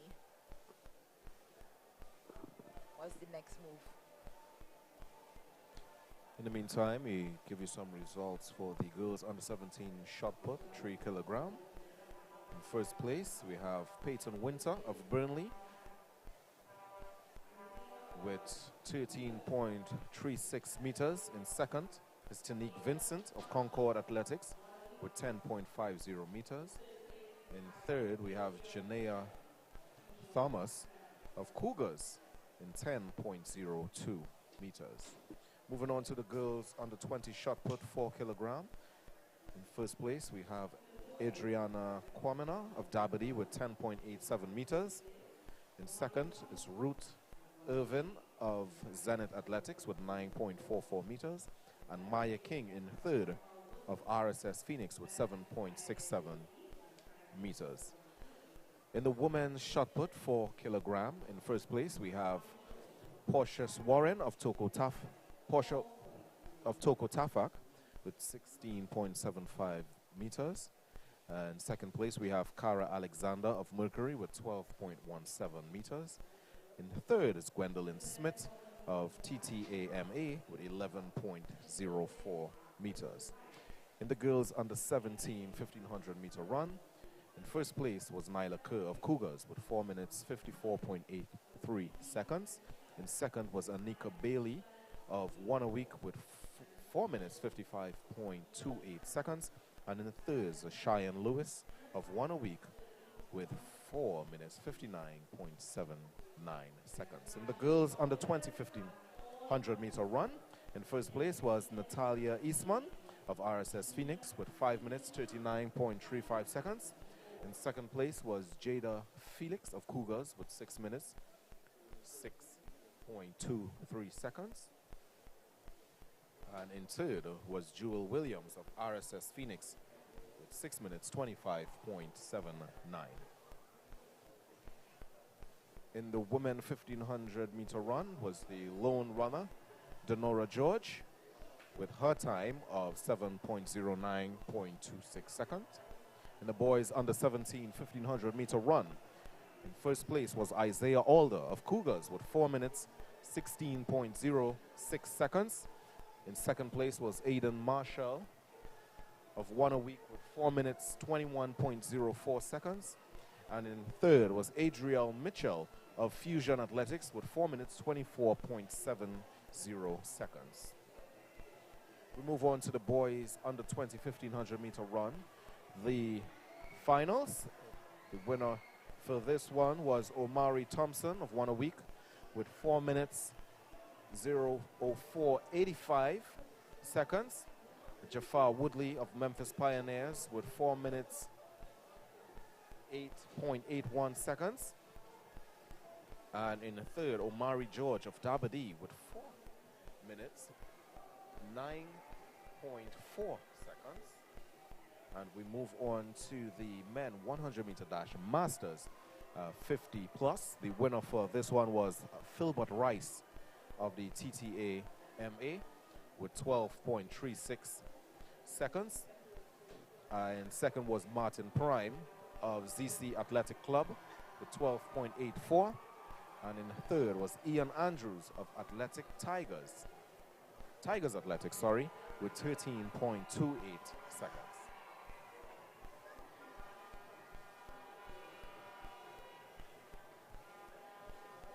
So we await the start of the men's 400 meter dash finals here at the Hazel Crawford Stadium. This is the N.G.C. N.A.ATT Senior Championships. Now this is the road to Paris 2024.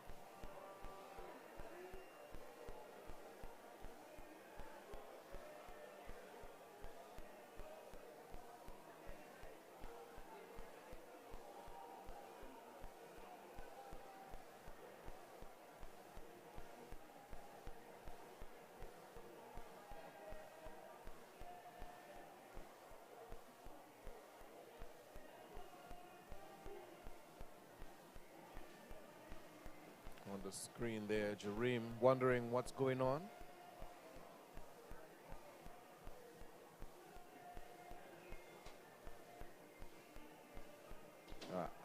Athlete representing the club Adidas,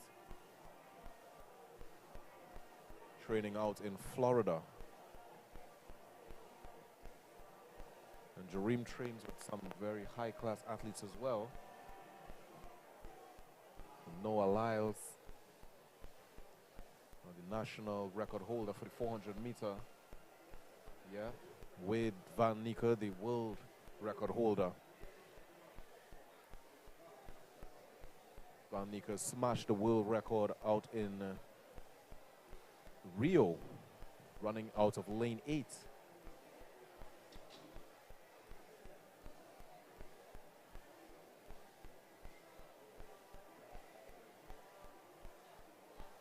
You see him doing some run-throughs here to keep warm.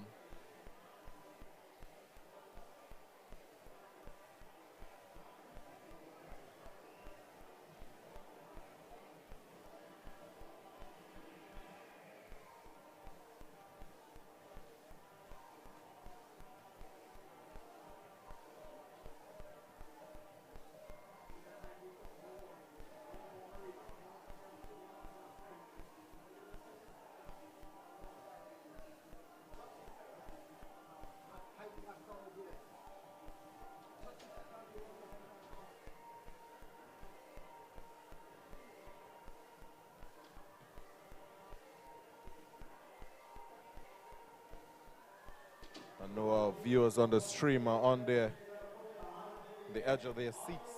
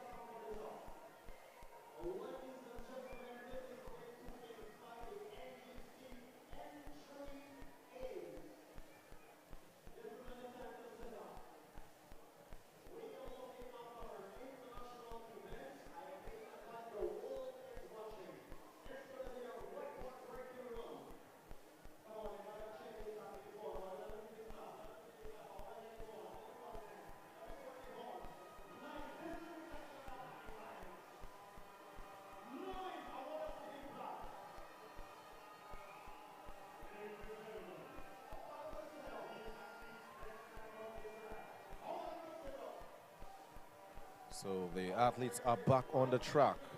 This is the men's 400-meter dash finals. This is a road to Paris 2024.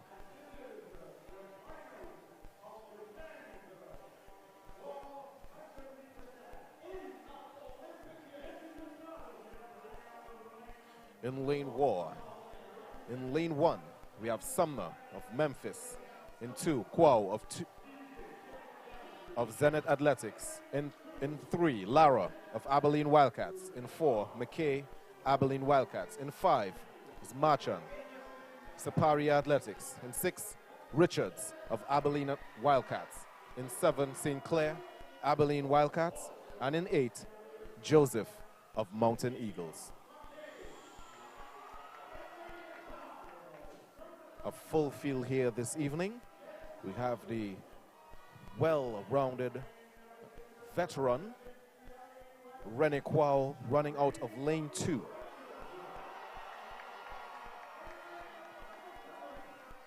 The favorite on the field, Jareem Richards, out there in lane 6, coming in with his preliminary time was 47.32.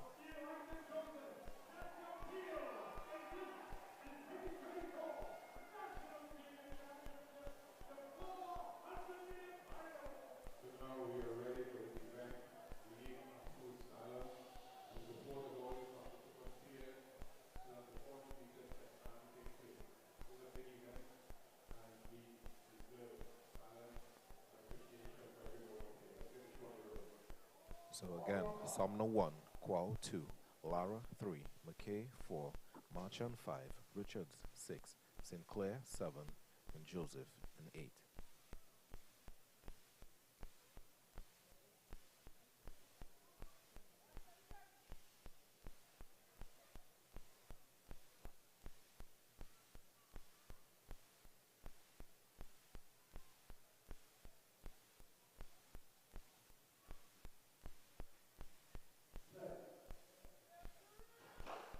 And they are off. Jareem with a blazing start, but it's pretty even at this moment.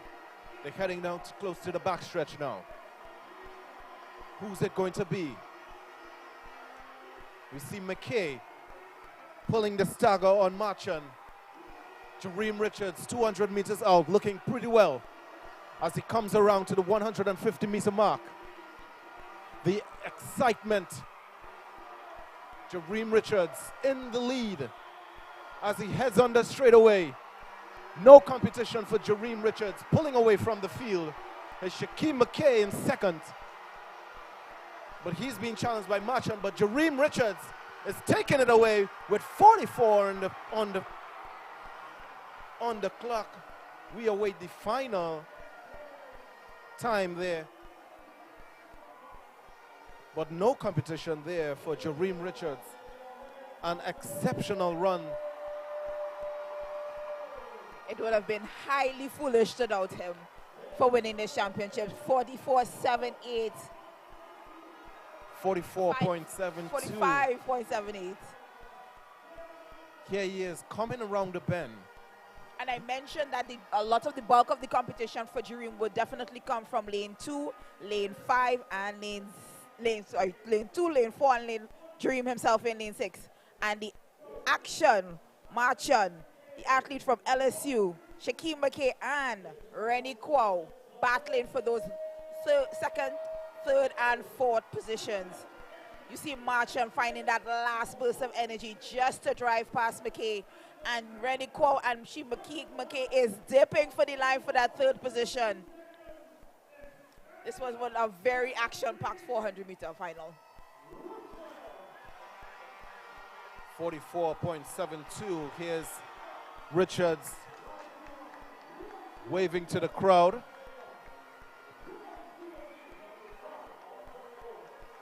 He came and he conquered here at the Hazley Crawford Stadium. Very appreciative crowd. Oh, Shaquem McKay had a whole banner. A whole banner. Talk about support. Talk about support. Our national champion, 2024 national 400, coming home nice and easy Not much of a challenge there for him. Pumping his arms.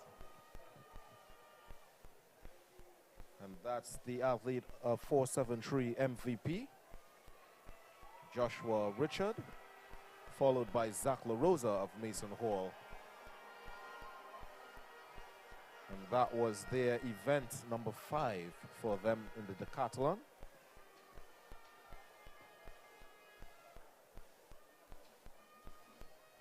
So again, this event, the decathlon, is all about points. As you see him there coming home looking strong. Not much of a competition there for him. Really easy run there by the athlete of MVP,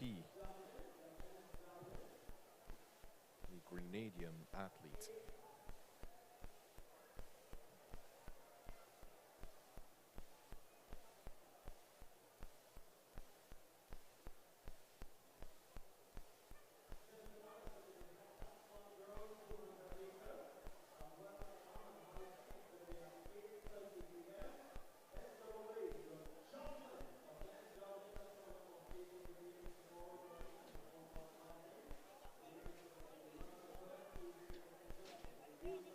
Here we see Jareem Richards on your screen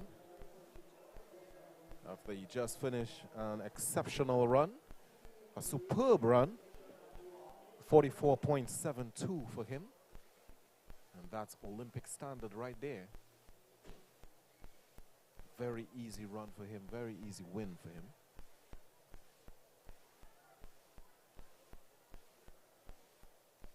Jareem had a 20.13 at the Racers track meet in Jamaica. So he's in good form for both the 200 and the 400 meter races. So we have some excitement to look forward to. And here's the LSU athlete, Shaquem McKay.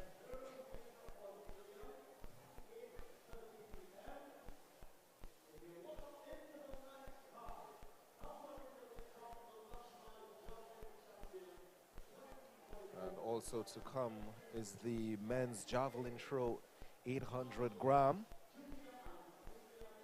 You see the likes of our Olympic 2012 Olympic champion Keyshawn Walcott and a 2016 bronze medalist.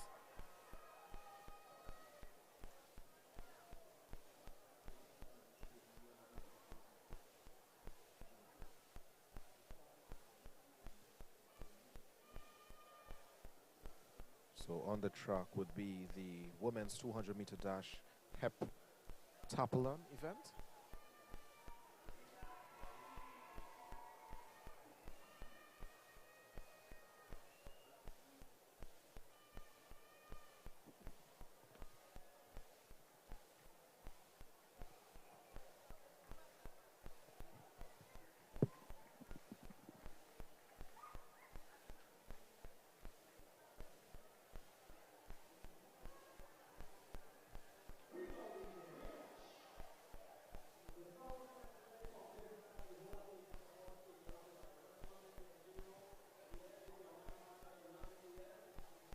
So we just have 2 athletes here with the heptathlon.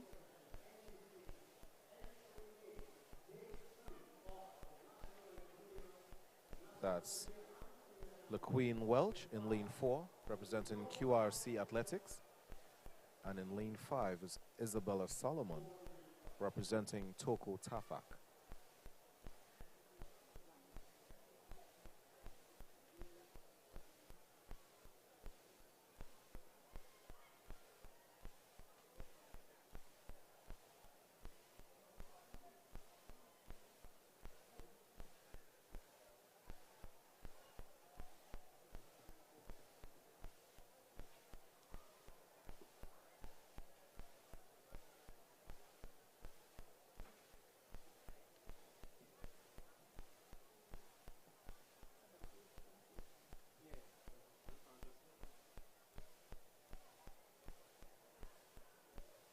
could also expect to see a mixed 100-meter dash Paralympic event.